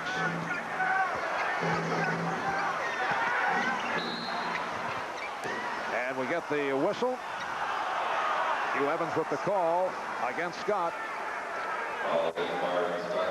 What they were trying to set up that time, Chicago, was Bill Cartwright pulling out to the right-hand corner. If Jordan went right hard, he was to kick it to Cartwright for the jump shot. If no one came to help, it was an isolation for him to go one-on-one. Well, the series has gone Hollywood. Shifting over to the Forum in Inglewood. 22nd timeout has been taken by the Chicago Bulls. Not a bad foul, though, by Byron Scott. Lakers not over the foul limit. It means that the Bulls have to inbound and look for the shot with 3 and 1/10 seconds remaining.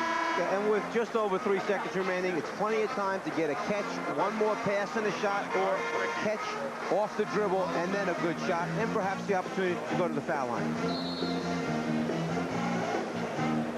Bulls have not gone to the line very often here in the first half. They're 3 for 4 from the line. That a complaint of Phil Jackson earlier this series. Lakers 12 for 15 from the line. And the substitution by Phil Jackson.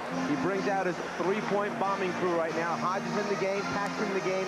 You need to stay home with them or close to them, which opens up the seam for Michael to catch the ball. Now with Jordan passing it from out of bounds, look for him to pass and cut without it to the basketball. A give and go from out of bounds. At one point, the Bulls led by 10. 0 for 9 drought by the Lakers, turning things to that lead early in the second quarter. Michael Jordan fires. Yes! And the horn. So despite the jam toe, Michael starting slowly and then turned it up. 7 for 13 from the field for a game high of 16 points along with 7 assists. Magic Johnson also getting into it offensively. 13 for the half along with 6 assists. Final seconds of the first half. And Jordan able to unleash and connects. Actually, that play had broken down on the weak side of the floor. The players had started too early, so Michael hit the postman and then moved in that direction to get the return. 3 seconds is an eternity in the NBA. The Bulls at halftime leading the Lakers by the score of 52-44. Bob Costas, Pat Riley coming up just a moment. And among their halftime activities, they will be talking with former Lakers star Kareem Abdul-Jabbar.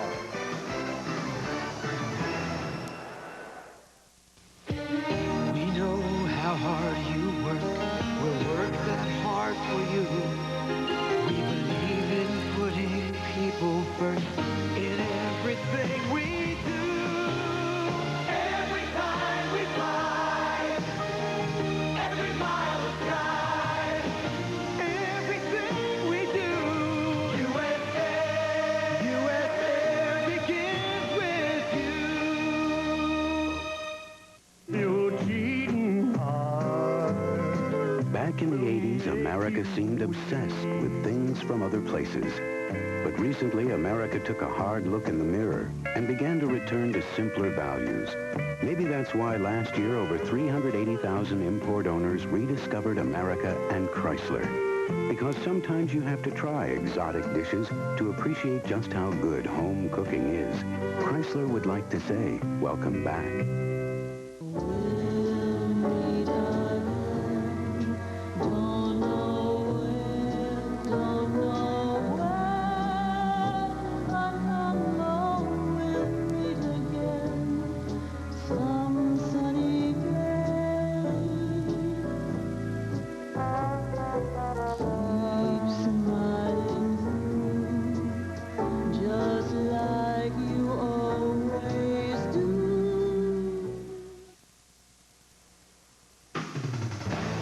This is the Prudential Halftime Report. Come to the companies of the Prudential and build your future on the rock. Now, once again, here's Bob Costas and Pat Riley. With the Bulls in front, 52-44 at halftime. Michael Jordan with 16 points. Vlade Divac continues to play exceptionally well. He has 15 for the Lakers. Magic 13 points. We told you about his assist to turnover ratio declining in the finals. Not in the first half here. 6 assists, and he's turned it over only once. Well, Bob, you know, the Lakers are still getting the kind of support from Worthy and from Magic and Vlade, but right now we don't have Byron or we don't have Perkins into the game. But we go back to what we talked about earlier in the game, is that the effort department, the Bulls are taking over in that department. In the first period, the Lakers were on top of rebounds and loose balls with A.C. Green, but in the second quarter, the bench of Hodges and especially Livingston have again taken over in that effort department. Is it effort, or is it simply the matter of the Bulls having the better athletes, especially at this stage, as the Lakers are the somewhat older team, so the Bulls are quicker to loose balls? Well, I don't think that really plays a factor. I think sometimes players really feel like they're playing as hard as they can, but that's an area that really determines the difference between winning and losing, and the Bulls, you have to really give them credit for it. They are taking advantage of all of those rebounds and loose balls. It's playing a major factor right now in the game. Okay, well, one man who's used to the pressure of the NBA Finals and is used to playing in championship games in this building is Kareem Abdul-Jabbar. He won 6 NBA titles during his 20-year professional career, the last 5 as a member of the LA Lakers, the team of the 80s. The 18-time All-Star played in a record 237 playoff games, where he averaged more than 24 points. Kareem shared the spotlight on the Lakers with Magic Johnson and worked closely with the new Knicks coach, Pat Riley. Now sitting with me are 2 of the 3 men most closely identified with that Laker team of the 80s, Pat Riley and Kareem Abdul-Jabbar. Kareem, we all saw you sitting at the end of the Laker bench. We know where your heart is, but take this one from your head. Has this edition of the Lakers got enough to come back? Well, as a Laker fan, I'm distressed by the fact that they can't get me scoring except from the guys that they regularly go to, namely Magic, Perkins, and James Worthy. Byron is being shut out, and the guys coming off the bench are not really involved to the point where they're making a major contribution, and that does not bode well for the Lakers. Kareem, it's been said, and it's sort of fashionable right now, that they say teams don't need dominant centers anymore to win titles. Vlade Divac, Bill Cartwright, not dominating centers, even though they're very good centers. What's your feeling about that fact? Well, I think every team would like a dominating center to play with, because what that type of player brings to a team is consistent scoring on the inside, which is the best place to start your offense. As close to the basket as you can, you get the highest percentage shots. So when you have a player that can give you that, it's a definite advantage, and I think every team would like that.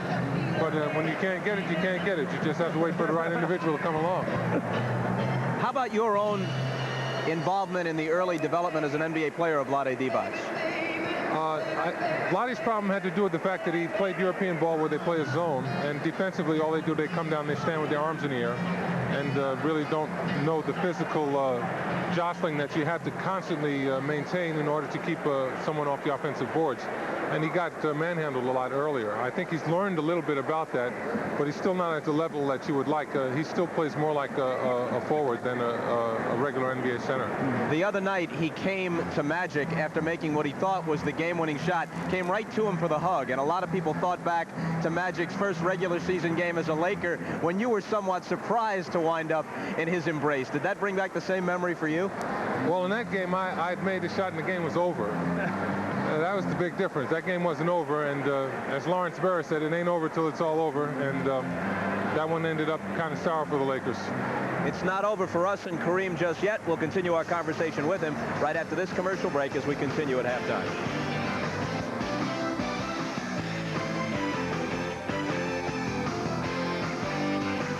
Dad, Yeah. where do babies come from? Under specific ovulatory circumstances, a male-female interface may generate an incipient life form that over a 9-month... At the Prudential, we believe some things can't be explained with a lot of fancy talk. So when it comes to life insurance, Should I explain that once more? we won't let you get it until you've got it. Your piece of the rock.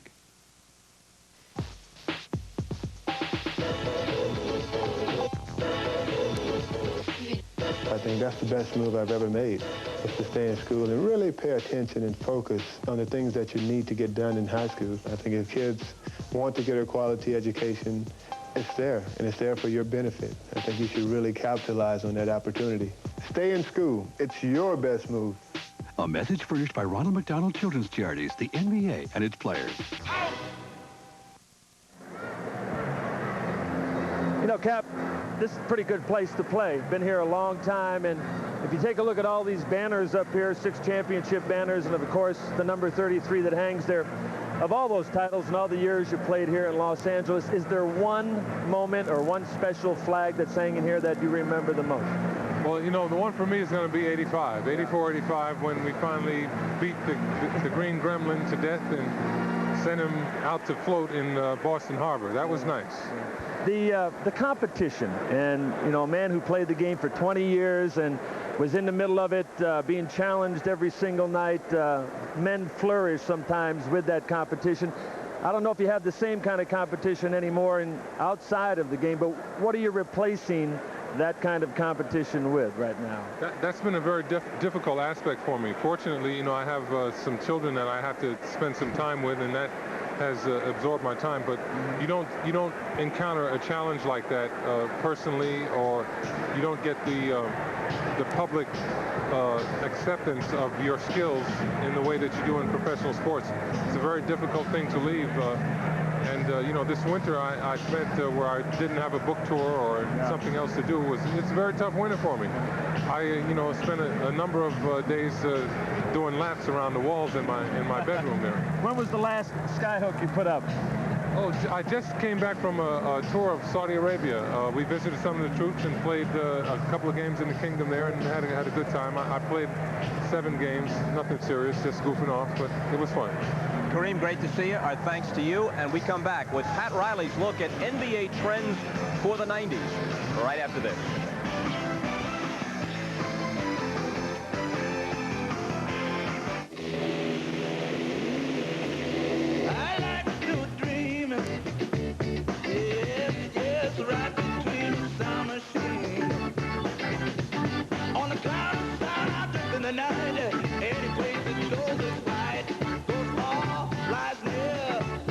Cold filtered Miller Genuine Draft. For those who discovered its real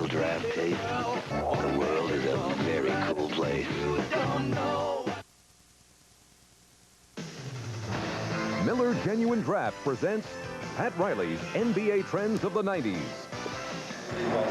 You know, basketball has truly become a global game over the past 10 years. Its popularity has reached new heights. As the game continues to move forward, I thought it would be fun to look into my crystal ball and predict where the game and some of its stars are headed. Robinson. The 90s will be the decade of David Robinson. I figured that the decade's best player has to be no older than 25, and the Admiral should have enough wind left in his sails to cruise through the upcoming years as the premier player. To the Admiral. The magic of the 90s, well, it won't be performed on the hardwood, but in the corporate boardroom, as Irvin Stock rises from captain to chairman of his own NBA franchise. It may take more than magic to coax a rare bird out of retirement and perch him on the bench again, but Coach Larry could have some lucky team flying high. The rule change I like to see in the 90s, well, cut the 24-second shot clock down to 20 and send the game back to the future in overdrive.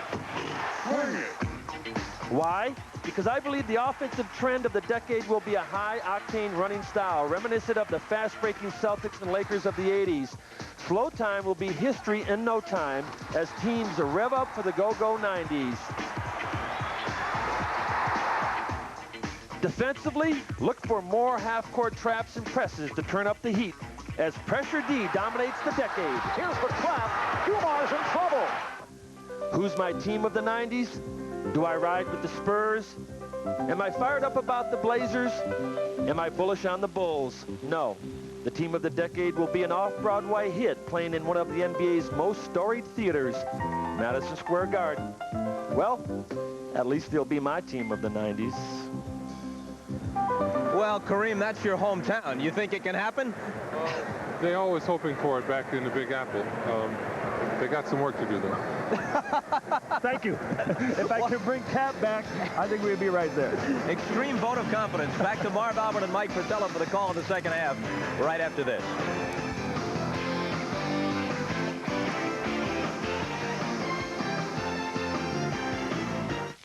Before watching Fresh Prince. Pass the...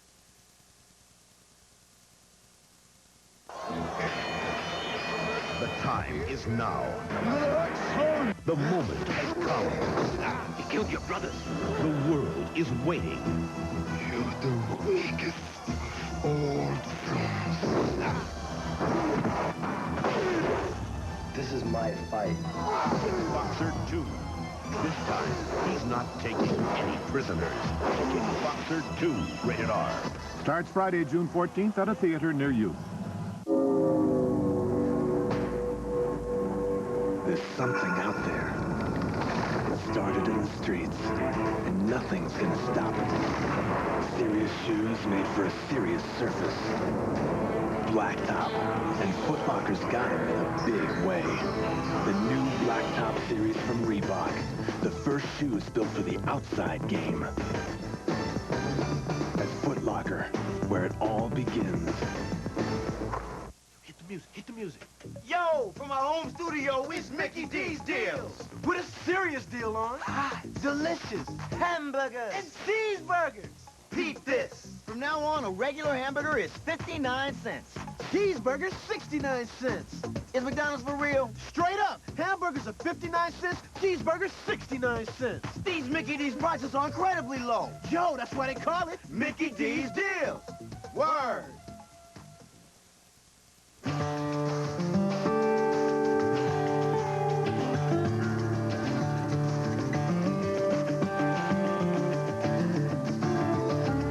Lexus LS400 is equipped with a very sophisticated suspension system, which makes it seem like it's riding on rails, even when it's not.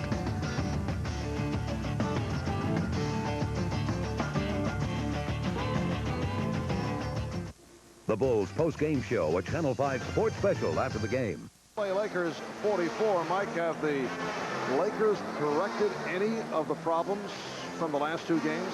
They've corrected one area, 23-23 on the board, so they're rebounding much better, but the other things still keep popping up. Not shooting well, only 37%. They've struggled with Teagle and Stott from the two-guard spot, but add to those problems, Perkins has been missing this game. And now the biggest thing to me is I don't see the look in their eyes, that glaze, that intensity, where they're really going after it. They're almost as if sitting back saying, I can't believe this is happening to us. Do you feel you can really tell from just looking at players? I think you can. I talked to Pat Riley just before the game today, and I asked him if he saw something like that in their eyes in game 2.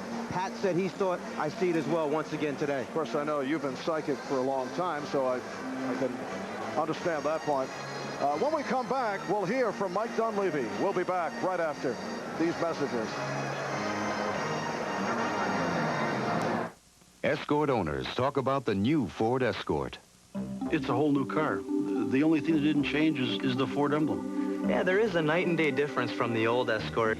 The style grabbed me at first, and I got a whole lot of car for the money. It's a good car for the money. I like it a lot. I look good in it. The Escort's control is good, the handling's good, and the quality's great. Have you driven a Ford lately? I don't think I could have found a better value out there. People are taking better care of themselves and their money. That's why they're spending more time at McDonald's today. For food and prices that are right for the times, served up with the kind of service that made McDonald's McDonald's. It's all part of getting more for your money. That's McDonald's today.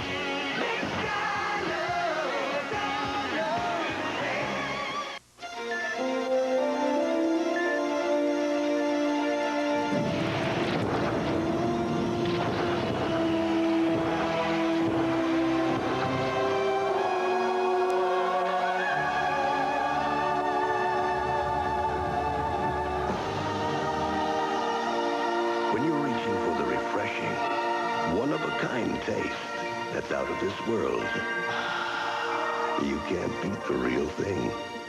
I think we all consider ourselves journalists first, but I think we're having a heck of a lot of fun. Today, the best way to start your day. We're just about set for the start of the third quarter. The Bulls by 8 over the Lakers. A moment ago, Steve Jones chatted with Laker coach Mike Dunleavy. All right, Mike, your team is only shooting 37% at the half. What did you talk about in terms of getting better offense? Well, we got to have a little more patience. At times we have had good patience. We've scored the ball. When we have tried to rush things, we haven't been able to get good shots, and that's hurt us. We got to shoot better than 37% this half, and we got to take them down from their 52%. That 52% has really hurt you. How can you stop them defensively? Well, you know, we've made a few mistakes on rotations and which way we're coming to the ball, and it's allowed them to get into some layups. And that's really hurt us. And the other couple times they got some loose balls and got out on the break and scored some easy baskets. So if you take away the easy baskets, you'll take down the percentage. All right, Mike Dunleavy says he needs some of his scrap. Back to you, Mark. All right, Steve, and you saw another layup of the driving stuff variety by Scottie Pippen, followed by the worthy miss. And as we get started here in this third quarter, the Bulls continue to add to that lead. It is back to a 10-point Bulls. Worthy called for the foul. The Bulls outscored the Lakers 25-16 in the second quarter. As you check out the leading scores, Jordan 16, Devon says 15. Lakers only 5 for 20 from the field in the second quarter. At one stretch, they missed 9 in a row. Nice pass from Jordan. Grant extends to a 56-44 lead. If, in fact, the fatigue has been building up on the Lakers, don't be surprised to see the Bulls suddenly explode and open this game up to big numbers. They have shown the killer instinct throughout the playoffs. Jordan, the little fake, little foot fake, and then he always is looking for his teammates, cutting, slashing into the lane. You cannot get caught behind the offensive player that low, that deep into the lane. A 20-second timeout was taken by the Los Angeles Lakers. Well, game number 5 will take place here at the Forum on Wednesday night. That'll be 9 o'clock Eastern time on NBC. The Bulls and the Lakers in game 5. The Lakers trying to tie the series at 2, and the Bulls looking to extend to a 3-1 lead in the best of 7. Michael Jordan, despite the toe injury, has hit 7 of 13. He has 16 points along with 7 assists. Again, the Bulls force Perkins to handle it. Perkins, Levots, Worthy up front. Johnson and Scott in the backcourt. They double up on Magic. Shot clock down to 5. Here's Scott with the open shot. Yes! And the Lakers would love to see Byron Scott get started off that jump shot. The Bulls now lead by 10. The result of Chicago going for the steal, missing the best look that Scott's had in the basket in a long time. He had missed his previous 10, but Scottie Pippen with the answer. And again, the Bulls lead by 12, and Scottie Pippen has opened up strong. He now has 8 points. He's playing with 3 personal fouls.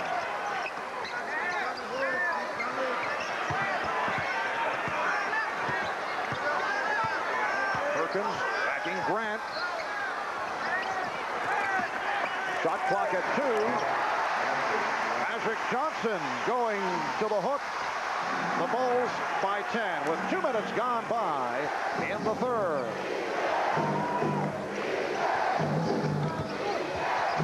Paxson shooting.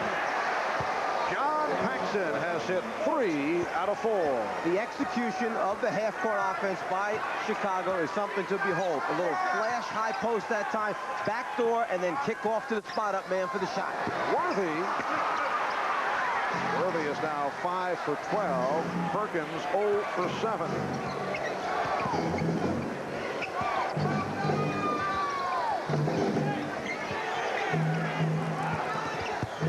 Grant. Horace Grant has been living in perfect position throughout this series. It's almost as if Perkins and Divac don't believe that he's going to be able to get the shot up over him because he gives away a few inches. It's his quickness and jumping ability that makes the difference. Illegal defense called for the first time.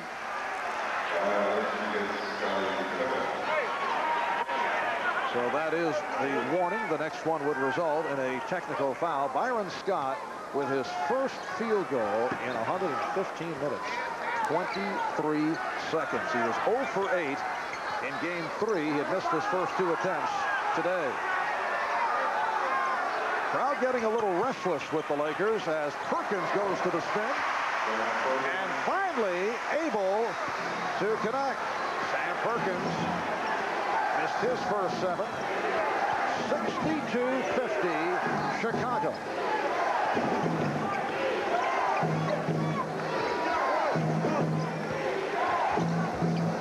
Jordan freed himself up. Perkins rebounding.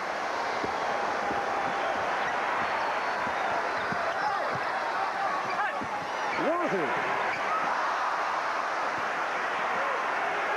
Just when they have the opportunity to get the crowd into it, knock out the big shot, they roll in and roll out for the Lakers. That's the way it's been. Paxson. Lakers trailing by 12. 4 minutes gone by in the third.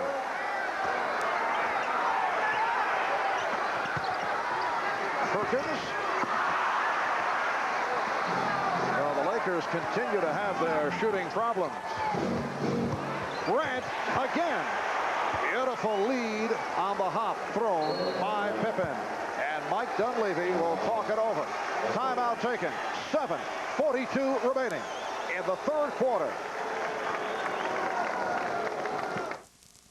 What they won't do in commercials these days by Miller Lite, I mean, they resort to all sorts of tactics, brainwash. Now, take Miller Lite 6-pack. They would have you believe that it's America's favorite light beer because it has great Pilsner taste. Gonna love it. But at the same time, they try to convince you that it's because it's less filling. Tastes great. I mean, come on, by Miller Lite. What do they take me for, Big Star? Seriously. Is Miller Lite America's favorite because it's less filling or tastes great?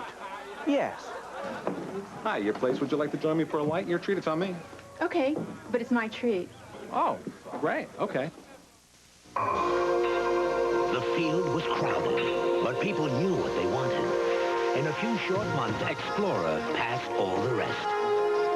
With advanced push-button four-wheel drive, Ford's newest winner, the roomiest 4x4 in its class, outsold every competitor. Explorer, leaving the crowd behind.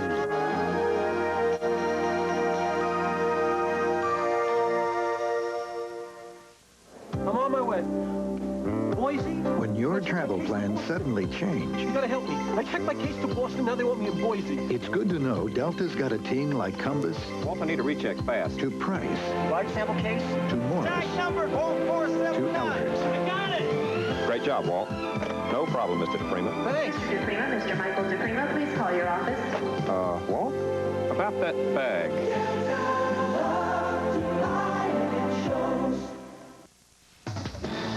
The NBA on NBC is brought to you by Ford and your Ford dealer. Have you driven a Ford lately?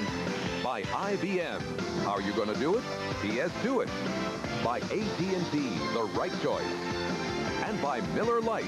Is it America's favorite light beer because it's less filling or tastes great? Yes. It may seem unusual to see the two great guards down low in the post battling it out, but Michael doesn't want Magic to get that low post spot. Cartwright helps out. As a result, Magic has to come out away from the low post area to get the ball. Let's go over to Steve Jones on the sideline. All right, Mike, you talked about the look in the Lakers' eyes and whether they want it. Their coach, Mike Dunleavy, doesn't see it either. He challenged them and said if they don't pick up the defensive intensity, he's going to pull his starting five, put some people out there that want to play and see if they can extend this series. Back to you, Marv.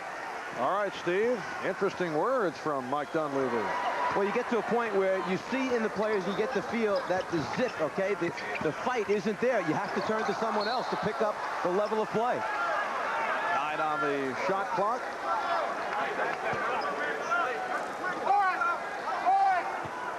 Bulls by 14 with 7.5 remaining in the third quarter. Magic from downtown. Worthy kept it alive. And notice as soon as he got the ball on the outside, Paxson closed down on him. No open shots for Byron Scott. Divac open. And Pippen able to get to it. 9 rebounds for Scottie Pippen. Suddenly you see the Lakers pressing. Every shot now becomes an even bigger shot because they're having problems knocking him down. They're good looks, but they're not going in for him. Here's Pippen. And Cartwright gets to it. The Bulls get the new 24.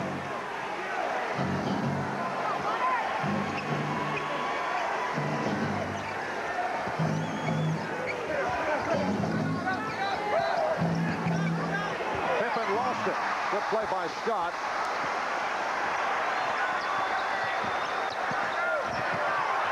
No call. Bulls wanted a charge. Worthy.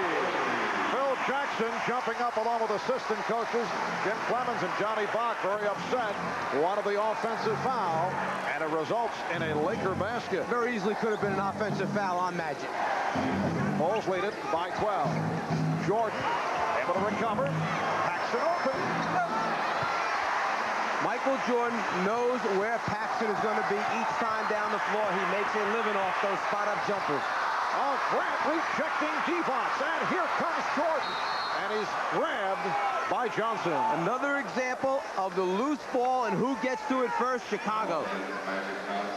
Vlade making the move off the dribble, one of the skilled big men in the league, but the defensive recovery of Chicago, the block by Grant. And then the loose ball, Jordan on the way. Magic says, nope, we got to hold him up right here. No layup for you. No, Magic did not want to face Michael coming down one-on-one. To get him posterized, perhaps? Remember talk of a contest between the two as Jordan is able to drill it home for a 66-52 lead. There was talk of a pay-per-view one-on-one showdown a year ago that would match Magic Johnson and Michael Jordan. Of course, Michael more a one-on-one player than Magic. Here's Scott. So Byron Scott with his second field goal. Bulls lead 66-54. 5:20 remaining in the third. Divac jumping out to help. Lakers able to get back to their assignments. Shot clock down to 4. Here's Grant. And Magic on the run. Scott challenges Paxson, and he was fouled. Oh, they call it the other way. It's a charge on Byron Scott. When of the few times that the Lakers got out on one of their outright fast breaks in the beginning. Magic was pushing it out, pitching ahead, but the great transition recovery, Paxson there in time, feet set, offensive foul. All right, watch Paxson with the feet set. Feet were set. So it is an offensive foul. Indication by Ed Rush. Just under 5 minutes remaining in the third quarter.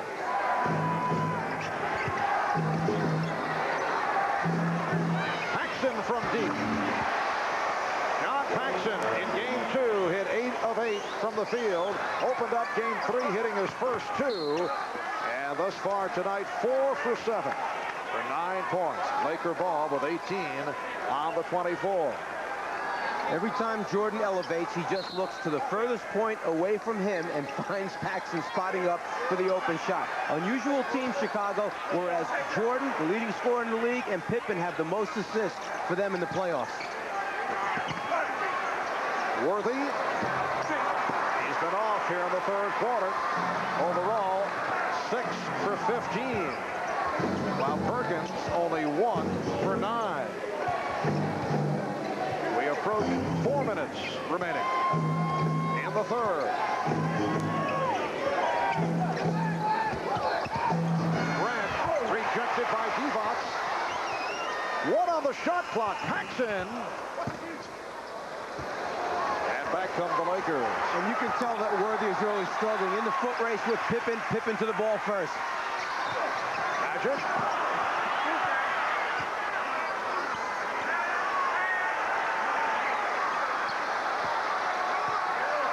Bulls severely outplaying the Lakers in the second quarter. Same story here in the third. Divac has 17 points. He is the high man for the Los Angeles Lakers. At some point, all 5 Lakers are going to get angry at the same time and understand, okay, the severe problems that they're having and where they are right now in this series. And when they do that, you're going to see a different Laker team out here. Sounds like a pep talk. Cartwright.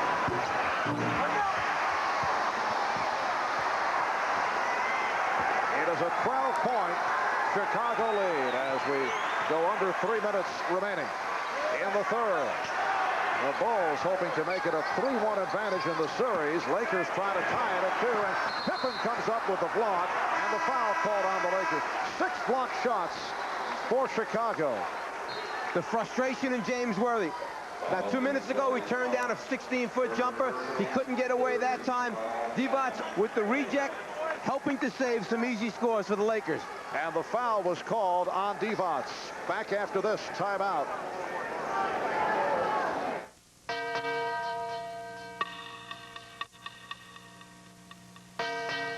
If you don't have AT&T 800 service and trouble hits, who knows how long you could be out? Only AT&T automatically protects you through the 800 assurance policy.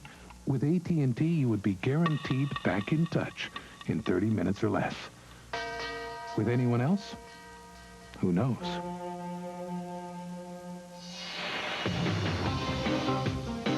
But if you do have AT&T, your 800 service is guaranteed. That's not all. Since AT&T connects calls 25% faster and has the fewest block calls, more 800 calls get through, so you can make more sales. With all that, why choose any other 800 service? Better service, better results. Another AT&T advantage. Call now for free installation. See you in about 8 hours. Bye, Mama. It's about time. Ford thinks it's about time you get everything you wanted in a small American car. More interior space, better handling, better fuel economy, and a smoother ride. It's about time. At a price you can afford. You came back home. The all-new Ford Escort. World-class quality at home.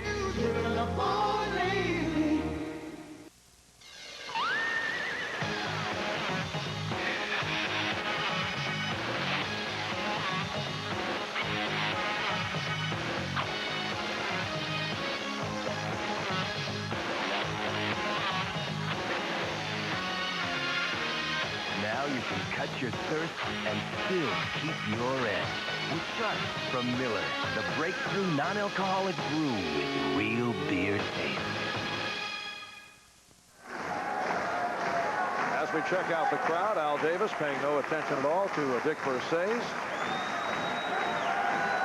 NBA Commissioner David Stern in a heated discussion with NBC Sports President Dick Ebersol. Stern trying to persuade Ebersol to pick up the complicated option on Fratello's contract.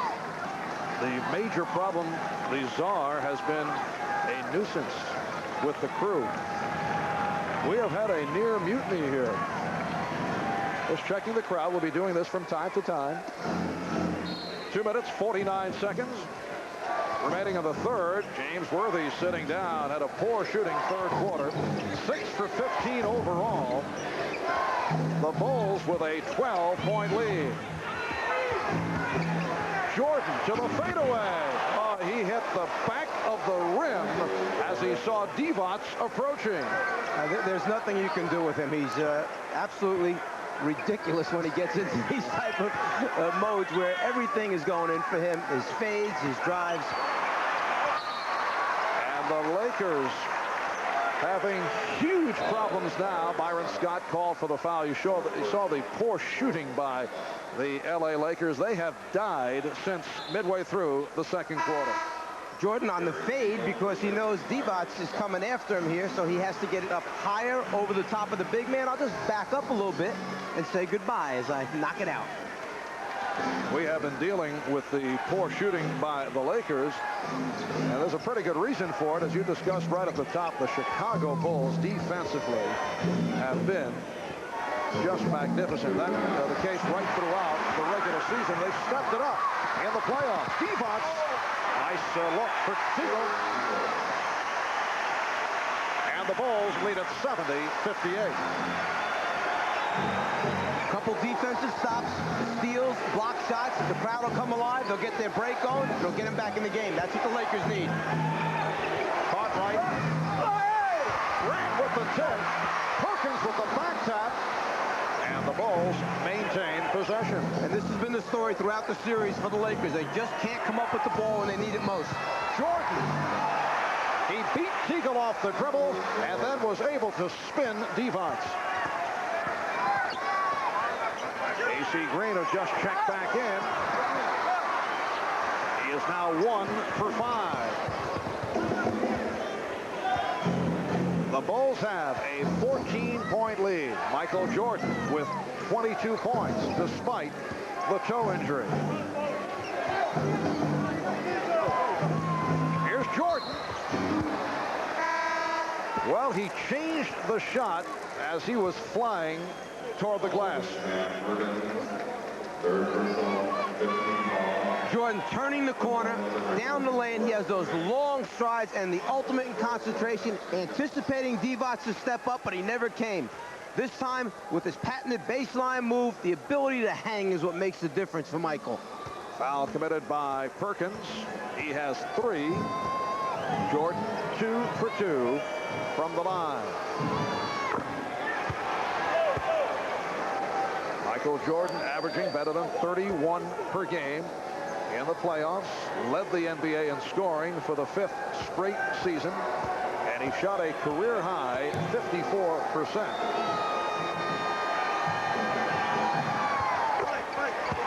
And he has played most of the way despite the jam toe. The Bulls by 16. It is their biggest lead of the game.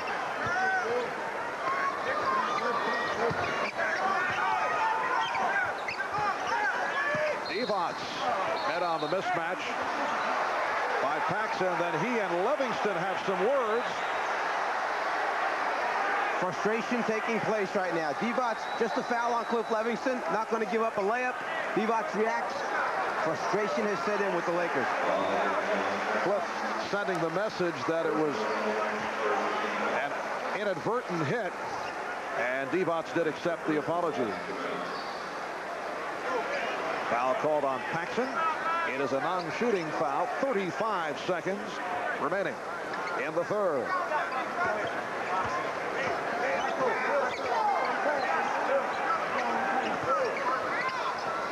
Teagle. Perkins gets it back out. So the Lakers now with 20 seconds to go, third quarter.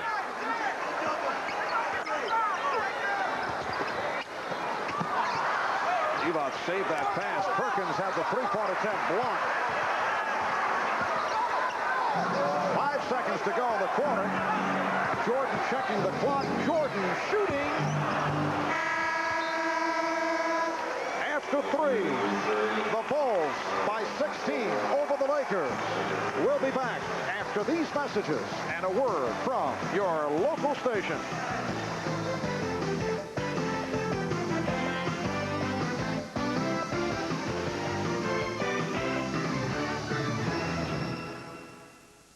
They all laugh at Christopher Columbus. Winners of the world was round. Ford says they got a big car that's got even more room. No. But handles more like a sports sedan. Sure it does. They said they made this V8 for it. Yeah. That's got more power, get better gas mileage. Yeah, right. Ho, ho, ho. Who's got the last laugh now? The new Ford Crown Victoria. That's nice. Have you driven a Ford lately?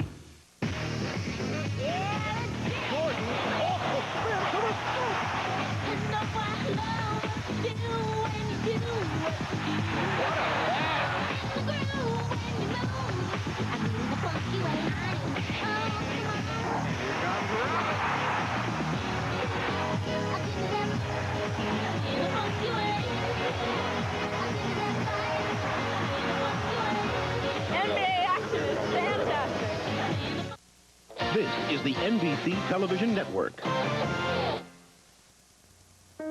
Few people really understand money, how to make the most of it, how to use it effectively. To most people, money isn't funny. It's serious business. If you're concerned about your money and your family's future, ask your financial representative about the investment products of Kemper Financial Services. Because you shouldn't lose sleep worrying about your investments. Kemper, a concern for your future. Dick Clark for Chicago's Mix 102. Only one Chicago radio station plays the perfect mix of music from yesterday and today. Mix 102. Mix 102 plays today's great artists like Phil Collins, Whitney Houston, and Billy Joel. And your favorites from yesterday, Elton John, The Supremes, and Beatles. Mix 102, Chicago's best mix of music. Chicago's Mix 102. Always the best mix of music from yesterday and today. A review of Spike Lee's new controversial movie, after the expose. This copyrighted telecast of the National Basketball Association may not be retransmitted, reproduced, or rebroadcast without the express written consent of the NBA.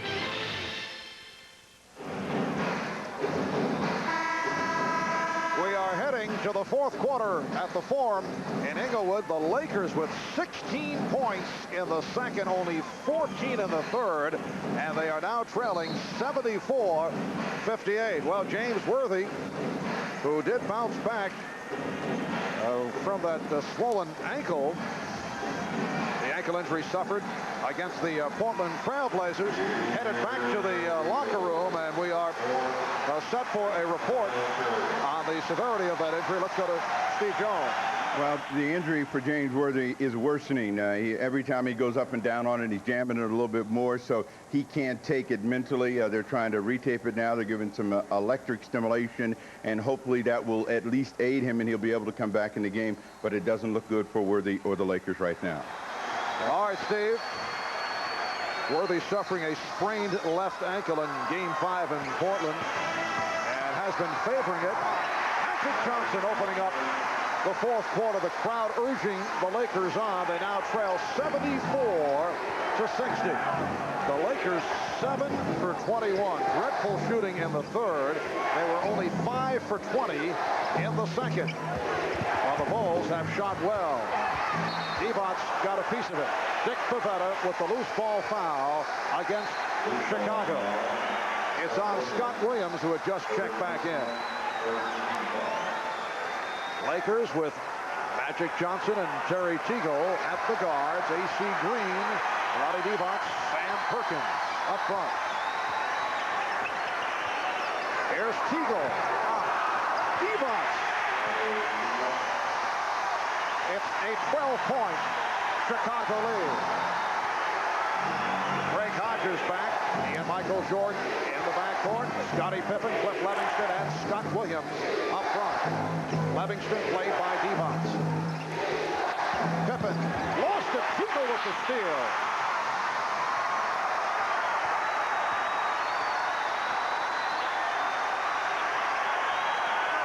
Important sequence for the Lakers. Magic, yes!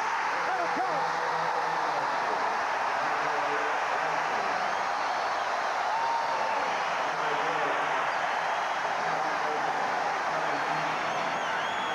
For the first time since early in the game, the Lakers able to go back-to-back.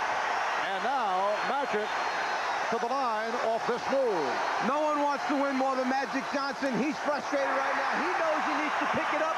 He's taking it into his own hands. 7 unanswered by the Lakers. And they've cut it to 9 with a minute 20 gone by in the fourth. Jordan didn't see the pass from Williams. Fortunate to recover. Jordan lost it. Good play by Tigo. And then the whistle by Hugh Evans. The foul called. Or let's see, it may have been a kick ball. Once Magic feels the pressure by Jordan on one side, he turns the other way, splits the defense. Great feel for where everyone is on the floor. Teagle called for the foul. His first.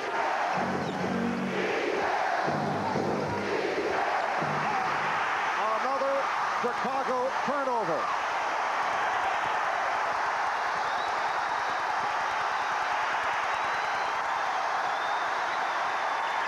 Perkins from downtown. It will be Laker ball. There have been 2 fast break opportunities for the Lakers, but because they rely on Magic so much to run it for him, each time they've slowed down, turned, and thrown the ball backwards to Magic. You're not going to get easy scores that way. Sam Perkins now 1 for 12. Bulls have led by as many as 16.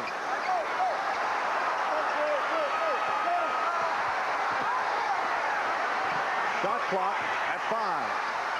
Perkins for 3. He cannot buy one.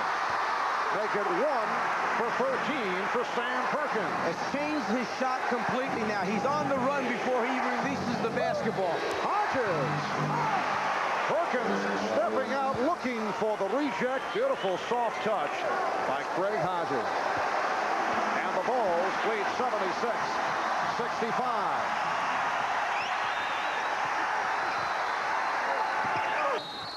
Teagle pushed by Hodges. That's 3 on Craig Hodges. Timeout has been taken. 9:18 remaining in the fourth. Introducing the new 1992 Paseo from Toyota. It's a practical, sensible car. Women dig it. For people who know their limitations. Let's party. And can appreciate performance. 16 valves, 100 horsepower. In moderation. So don't expect a lot of excitement. It's a blast. Just good, basic transportation. Women dig it. At a price we're too modest to mention. Starting under 10 grand. We think you'll probably like it. You'll love it. The all-new Paseo, a very practical car from Toyota.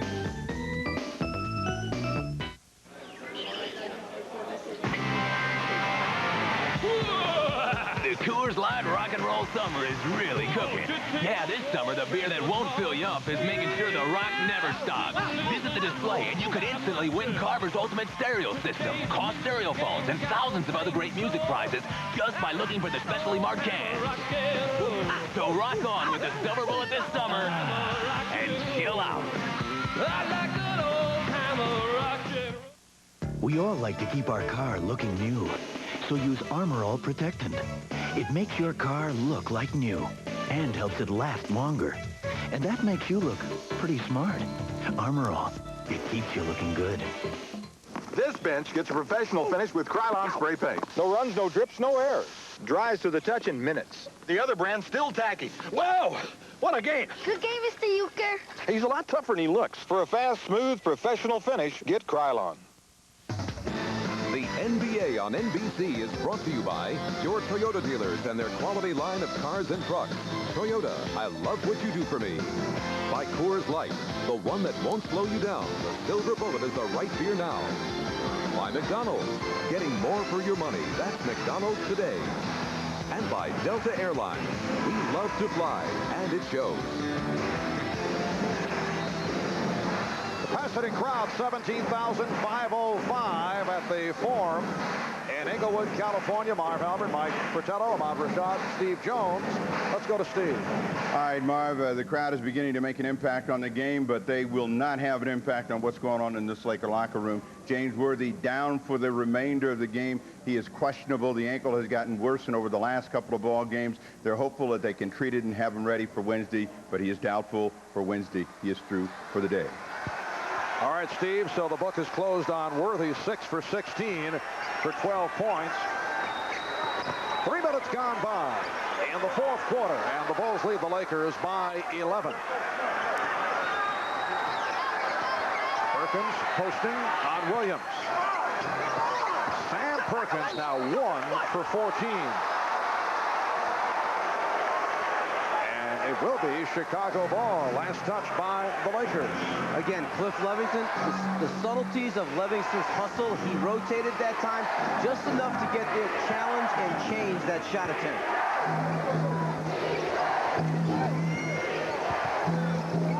Jordan from deep. 25 for Michael Jordan. And the Bulls extend to a 13-point lead. Lakers showed some signs at the start of this fourth quarter, but the Bulls have come back. It will be Laker ball with 13 on the 24. Because of Worthy having the bad ankle and because of the other players' inability to really create off the dribble, the Bulls are able to recover defensively so much of the time because LA just wants to swing the ball around the outside and does not want to break them down off the dribble. AC Green will throw it in.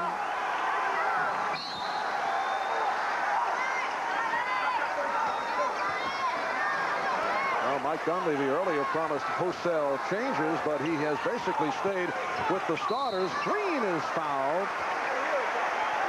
Forced to go to AC Green because Worthy is through for the game because of the ankle injury. Scott Williams called for his fourth. On the drive, Scott Williams knows that he should have just stepped right up. He turns to Pippen that time after taking the foul. So I know it was my fault. Pippen telling him, just put your hands up straight. He's coming to you. AC only a 74% free throw shooter during the regular season. In his 6th year out of Oregon State. Scottie Pippen instructing the youngster, put him up straight. Williams saying, I'm trying to stop him. He was getting ready to shoot the ball. I didn't want to give him a layup.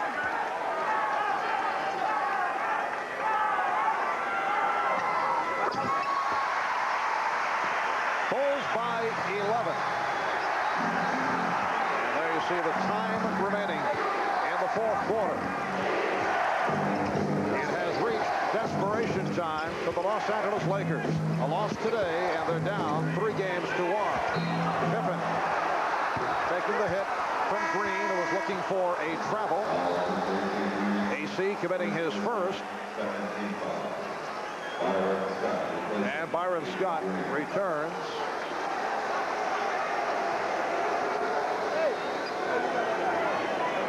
Byron Scott 0 for 8.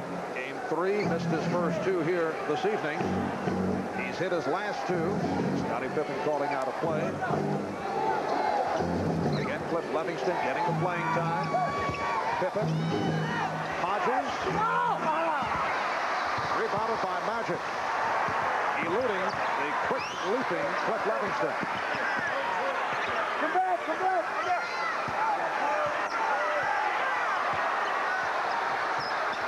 Pippen getting help.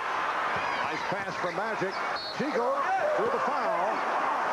Jordan did not like the call. Terry Teagle very fortunate that time because Michael Jordan, anticipating that he was going to go to his right hand after he received the ball, got there in time and perhaps caused an extra step in there before the ball was put on the floor. Third foul on Jordan. Eagle, an 82% free throw shooter. The Bulls 78, and the Lakers 68.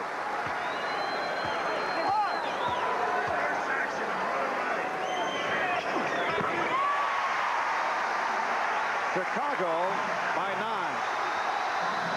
And again, the crowd getting into it. 7.5 remaining in the fourth. Hodges from deep. Divac on the rebound.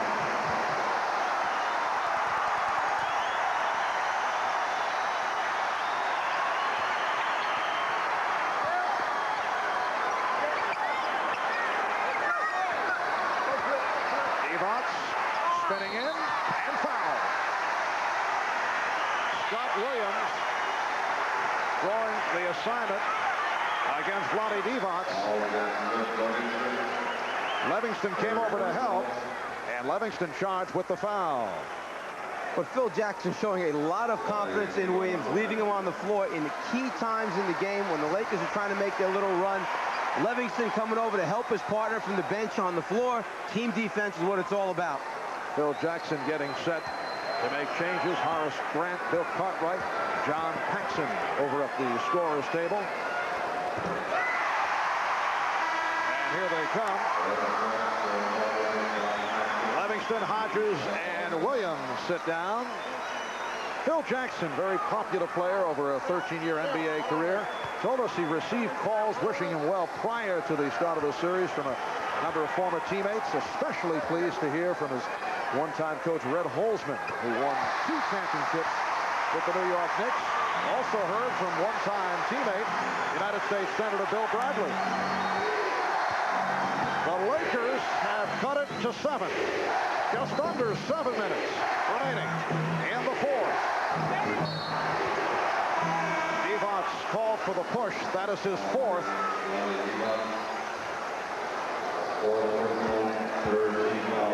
And a timeout taken. 6:51 remaining in the fourth quarter.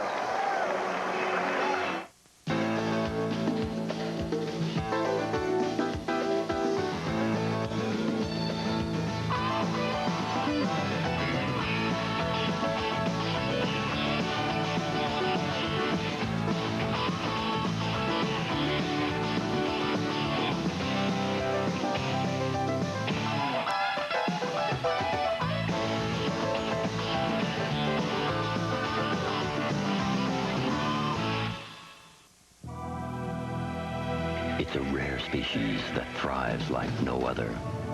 Easily distinguished by unique markings, lean and powerful, adapting quickly to changing environments. It migrates to the snows in winter and has been spotted as far south as Baja. It prefers wide open spaces. Primary instinct, to care for its young. The Toyota 4Runner. No matter how distant the journey, it always returns home.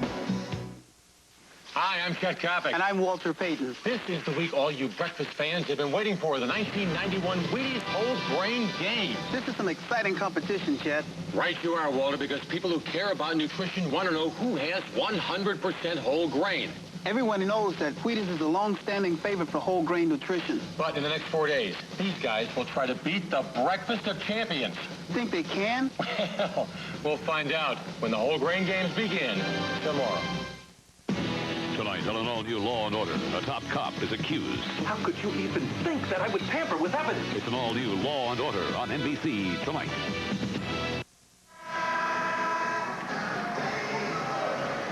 .51 remaining in the fourth quarter. The Bulls lead the Lakers 78-71. Wednesday night, Michael and Magic continue the dream matchup with NBC presenting Game 5 of the NBA Finals. Lakers and Bulls, Wednesday, 9 o'clock Eastern Time here on NBC. Well, with all the problems the Lakers have had during the course of this contest, with all the bad shooting, with the fact that The Laker bench has not contributed, while the Bulls have. The Lakers are only down by 7. It's surprising they're in terrific position, if you can say that, being down 7 at this time. But after mentioning all the things that you did, you're right. 7 points down with all this time and the crowd finally into it. They got a chance. Paxson with the shot. John Paxson has been a crusher for the Lakers. 5 out of 8 for Paxson. He has 11. And the Bulls lead at 80-71. Teagle. And Teagle now 1 for 6, and it leads to this. How many times in the playoffs have the Bulls done this, where they answer the challenge after a timeout, just when the other team's on a roll, they come back and answer to quiet the crowd and then open the lead once again? Scottie Pippen again doing a good job against Magic Johnson. Divac. So Vlade Divac has 23, the Bulls 82, and the Lakers 73. 5 minutes, 40 seconds to go in the fourth quarter. And of defense from the crowd. Grant. And Horace Grant will go to the line. Fouled by Sam Perkins. Because of the speed and quickness, one thing the Bulls love to do is leak a player out. Jordan sometimes, Pippen the other times. Two guys who really finish well at the other end. Horace Grant, 25 years old, out of Augusta, Georgia. He will celebrate his 26th on the 4th of July. One of the fastest and quickest power forwards in the NBA. Gunning for his 14th point.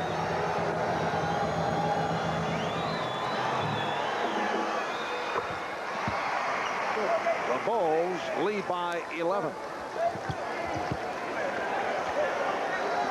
Lakers going with their version of a 3-guard alignment, which includes the 6'9" Magic Johnson, along with Terry Teagle and Byron Scott.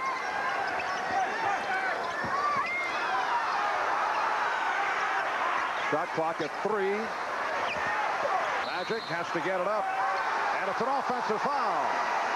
That's 4 on Magic Johnson. After they've softened them up a little bit, tired them out a little bit during the first 3 quarters of the basketball game with Jordan guarding Magic, then they come back and put Pippen on him, bigger and stronger, able to be more physical down the stretch. Jordan being guarded by Teagle. Paxson played by Scott. Jordan posting up.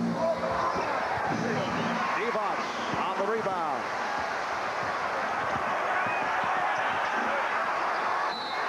And the reach-in foul called on Pippen. That's 4 for Pippen.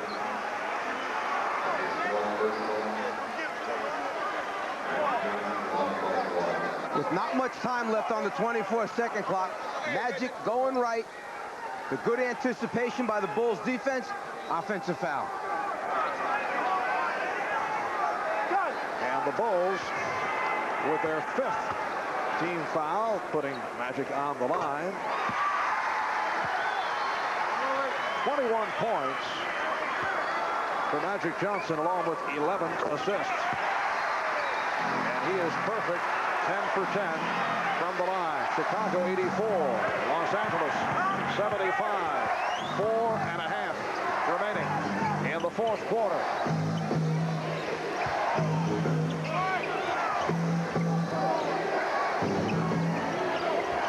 Cartwright fielding for Divac. Yes. Bill Cartwright with a strong move. He's hit 5 of 10. He has 11. The Bulls extend to an 11-point lead. And then a la the Lakers, run the clock down, milk it to the end before you make a shot. Divac with the tip. 86-77, Chicago.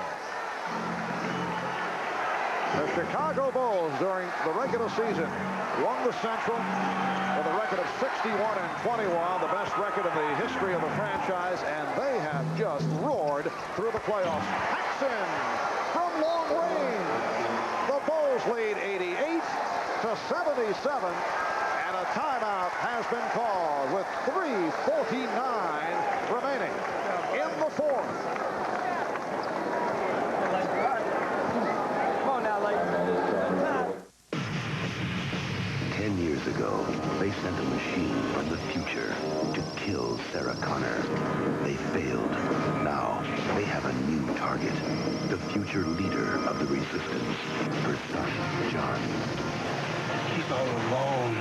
You have to protect him. They know its face. I'll be back. They know its mission. But there's one thing they don't know. This time, there are two. Terminator 2. Stay down!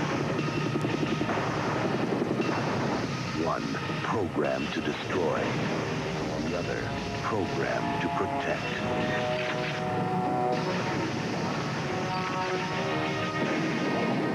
Hasta la vista, baby. Arnold Schwarzenegger. Terminator 2. Judgment Day. Rated R. Starts Wednesday, July 3rd at a theater near you. You go to the beach, everyone gets hot and cranky. You must have air conditioning. Cruise control, it keeps your foot from falling asleep. Power up some windows, because when you go camping, you gotta keep the bears out. The Toyota 4Runner Extra Value Option Package. Save up to $800 on options some people think aren't so optional. Chrome package, so all your friends will look at you. I love what you do for me, Toyota. Before watching Fresh Prince. Pass the ball! This is basketball, not rodeo! After watching Fresh Prince. Check out The Fresh Prince of Bel-Air for a change. Monday on NBC. Trainer Gary Vitti working on Byron Scott's shoulder a moment ago in transition defense. Scott hit a wet spot on the floor, slips and goes down, and then bangs the shoulder and hyperextends the arm area. Let's go over to Steve for a report. Well, Gary Vitti worked on that shoulder the entire time out. Scott seems to be okay. They're going to try him. What they're going to try to do out of this, go to their pick and roll game. They need him because they also want him to spot up for three-point field goals. So we'll see how it goes in the next 3:49. All right, Steve, it has not gone well for Byron Scott during the series, while it has been terrific for John Paxson, who's hit 6 of 10 for 13. The Lakers shooting only 36% for the game, while the Bulls again on fire at 52%. We're down to 3:40 remaining in the fourth, and Chicago leads 88-77.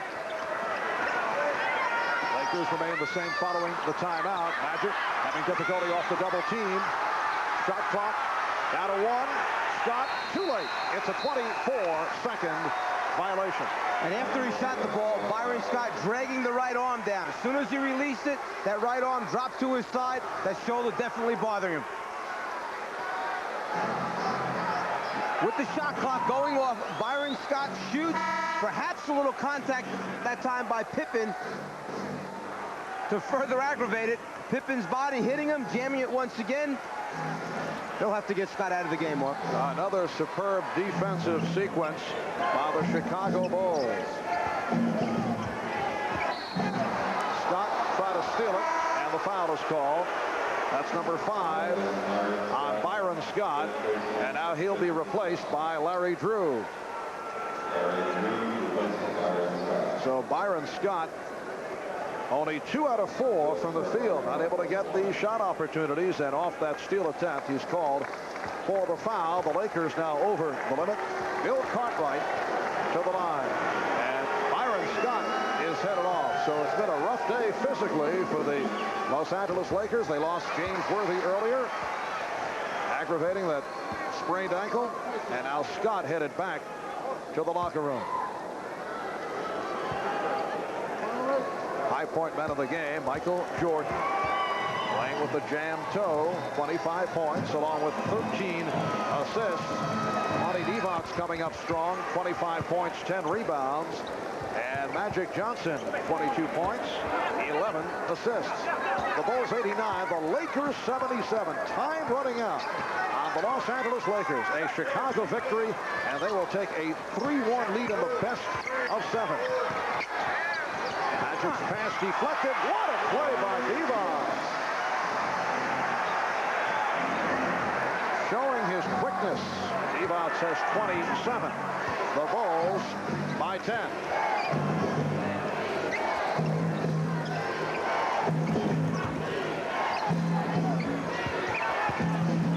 Pippen. Paxson recovers. John Paxson. 7 for 11 for 15 points. There's a groove on the right side of the floor that Paxson just slides into to make the open jumper. Perkins able to keep it alive. Teagle had it knocked away. Look out.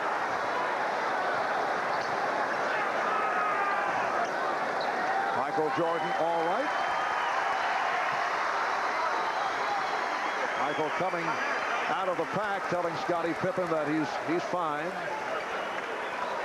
Terry Teagle trying to make a move off the dribble, which is good. They need somebody to break down the defense, but then you have to have the ability to make the pass. Jordan with the hustle at all times into the crowd to try and save it.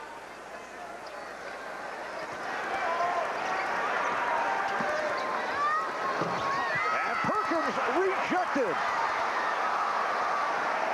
Well, defensively, statistically, the Bulls, the top defensive team in the playoffs over the last 10 years, and they have come up strong in that department once again tonight. Pippen. And he was blocked by Divac. One of the things you must fear when Michael Jordan is around is the block shot from behind the head. Jordan anticipates where the point of release will be from the offensive player, Perkins in this case, times his jump and loves to go by and swipe it from behind. That time, the block with the left hand.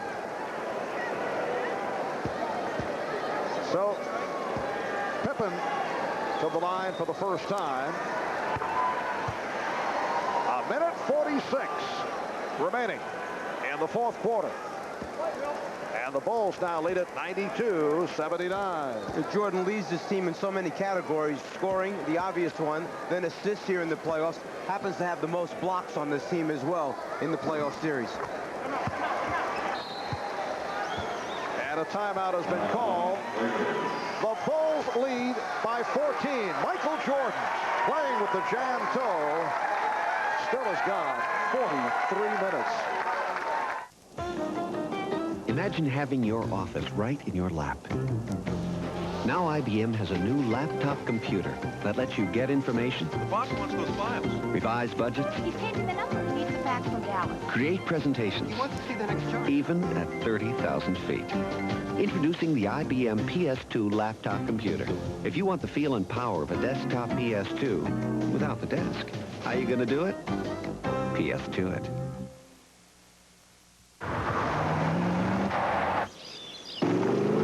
It takes you almost an hour to get to work,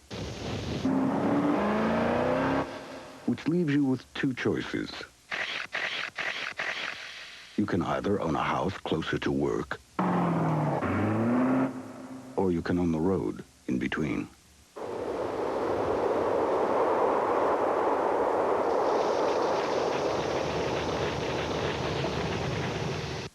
Where do you want to be next year?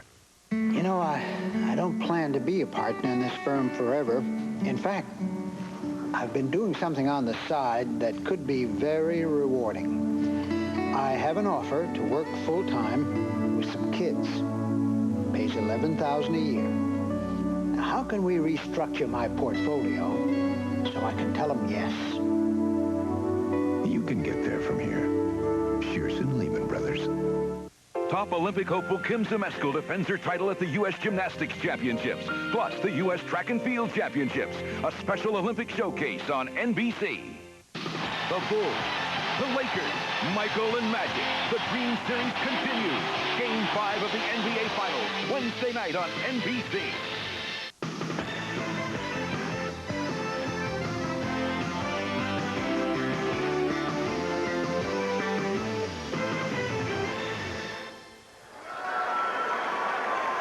Well, tonight's Miller Genuine Draft Player of the Game, Michael Jordan.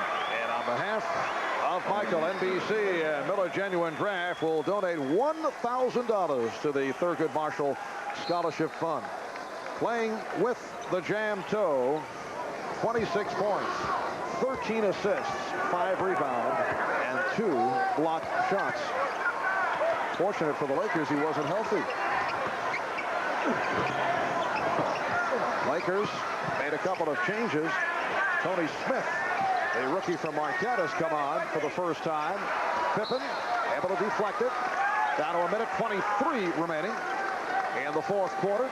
And the Bulls lead the Lakers 93-79, and Smith will inbound.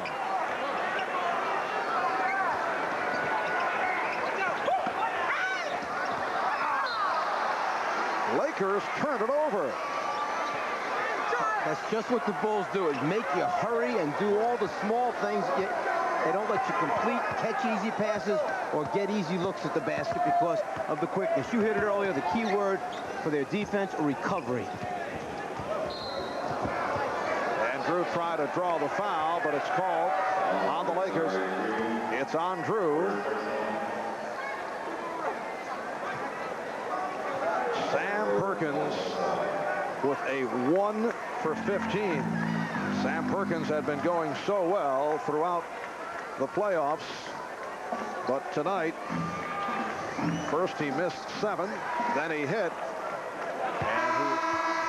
and he shows a stat line that he'd like to forget about. Magic Johnson will sit down. Terry Teagle is back. Magic 22 points, 11 assists. No team in the history of the NBA Finals has ever come back after being down 3 games to 1. The Lakers are now in that position as they face Game 5 here at the Forum on Wednesday night. They will be trailing 3 games to 1. The Lakers pulling a surprise by taking Game 1 in Chicago last Sunday, 93-91. The Bulls coming back in Game 2. Here's Pippen. Scottie Pippen with 13. And the Bulls now lead it 97-79. And here at the Forum, Chicago Bulls will make it 2 out of 2. So much for home court advantage. It was cute to see the last time down when Pippen was controlling the ball at the top of the circle. He looked over to Michael Jordan on the left wing as if to say, do you want the basketball to take it in the middle of the floor? And Jordan looked at him as if to say, are you kidding me? After all the minutes I've played, you keep it, control it, run the show. Pippen winds up knocking it down. Then the Bulls tried to foul intentionally just to get the other guys in the game and be able to move off the floor. Yes, Phil Jackson empties the bench, and teammates congratulating Michael Jordan, Scottie Pippen. Michael Jordan looking for his first NBA championship, and he will be gunning for it on Wednesday night. 36 seconds remaining, and the Bulls lead it 97-80.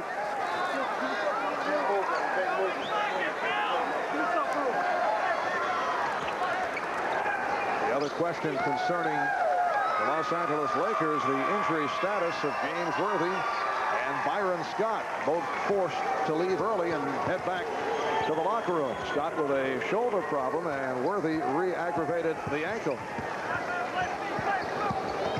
Here's Armstrong giving it up. Grant. Down to 10 seconds left. Drew. Bulls lead 97-82. Final seconds. The Chicago Bulls come away with a resounding victory. In command virtually all the way. And they defeat the Los Angeles Lakers by the score of 97-82. Led by Michael Jordan, who scored 28. Lonnie Divac leading the Lakers with 27. Magic Johnson at 22. Lakers shooting only 37% from the field. Wouldn't it be great if instead of being in hot water with your boss, you were in warm water, the Caribbean, and swimming toward you was a beautiful fish? No. There was a woman, and yes, she had beer, Keystone. The premium gold-filtered beer in a can that tastes like beer in a bottle because it's Keystone's specialty line can. And wouldn't it be great if you told your boss to take that job and sure, I'll have another. Keystone and Keystone Light, bottled beer taste in a can. Wouldn't that be great? You're at a stoplight. It will last 20 seconds. This may be the only time some people ever see you. How do you want to be remembered?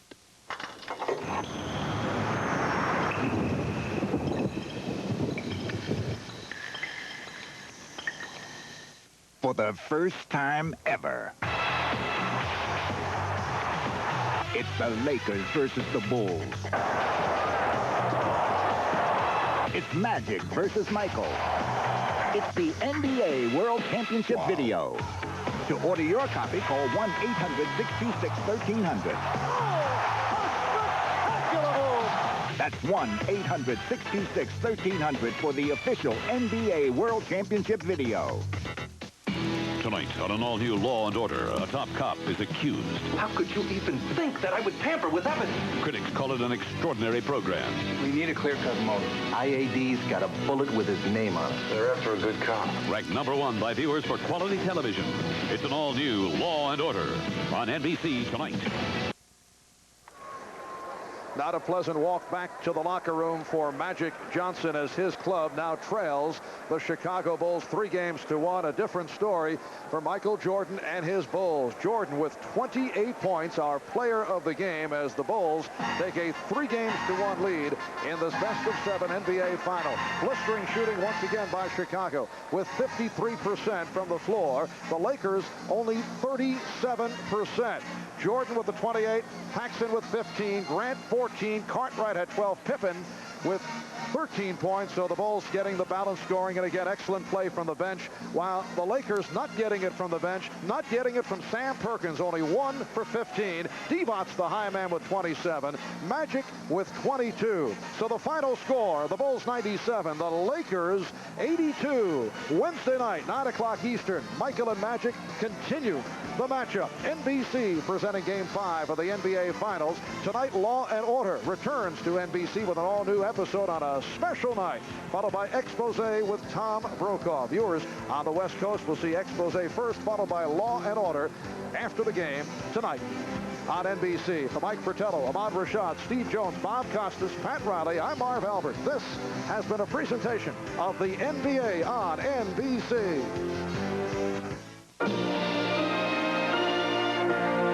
A promotional fee has been paid to NBC by United Airlines. Come fly the friendly skies. The preceding has been a presentation of NBC Sports. Seinfeld. What? I mean the show. Oh, I thought you meant me.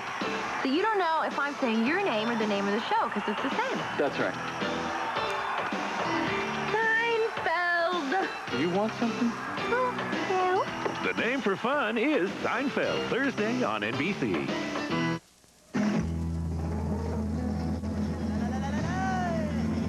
Tostitos. Restaurant-style tortilla chips.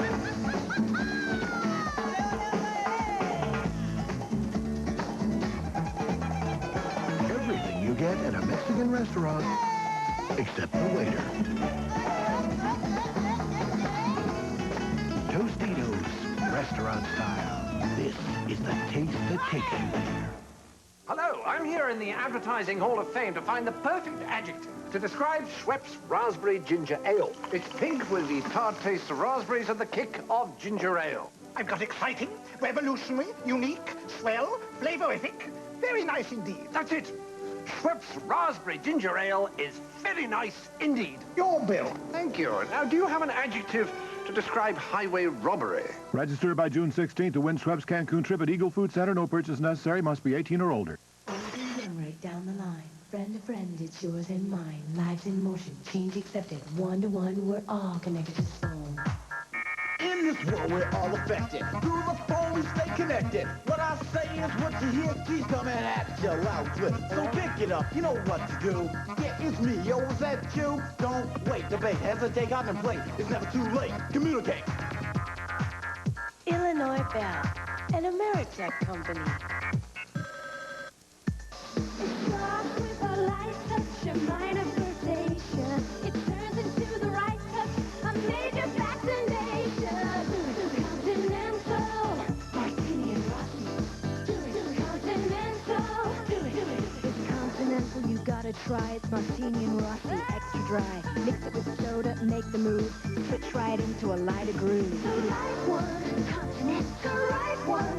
Martini and Rossi. Oh, 2 years in New York, and he thinks he can tell us how to run things. It's all right. I fix things. He's traveling overnight on the red eye. Not first class. Business class, of course. Company policy. He'll be hungry and tired. Club. British Airways business class delivers you ready for business. Pleasant trip. Yes, thank you. Club class for the businessman, only from the world's favorite airline. Gian Greco and Majors will have live post-game interviews after expose. From the NBC Tower, this is the Channel 5 Sports Special, The Bulls Post-Game Show, with Mark Gian Greco and Ron Majors in Los Angeles.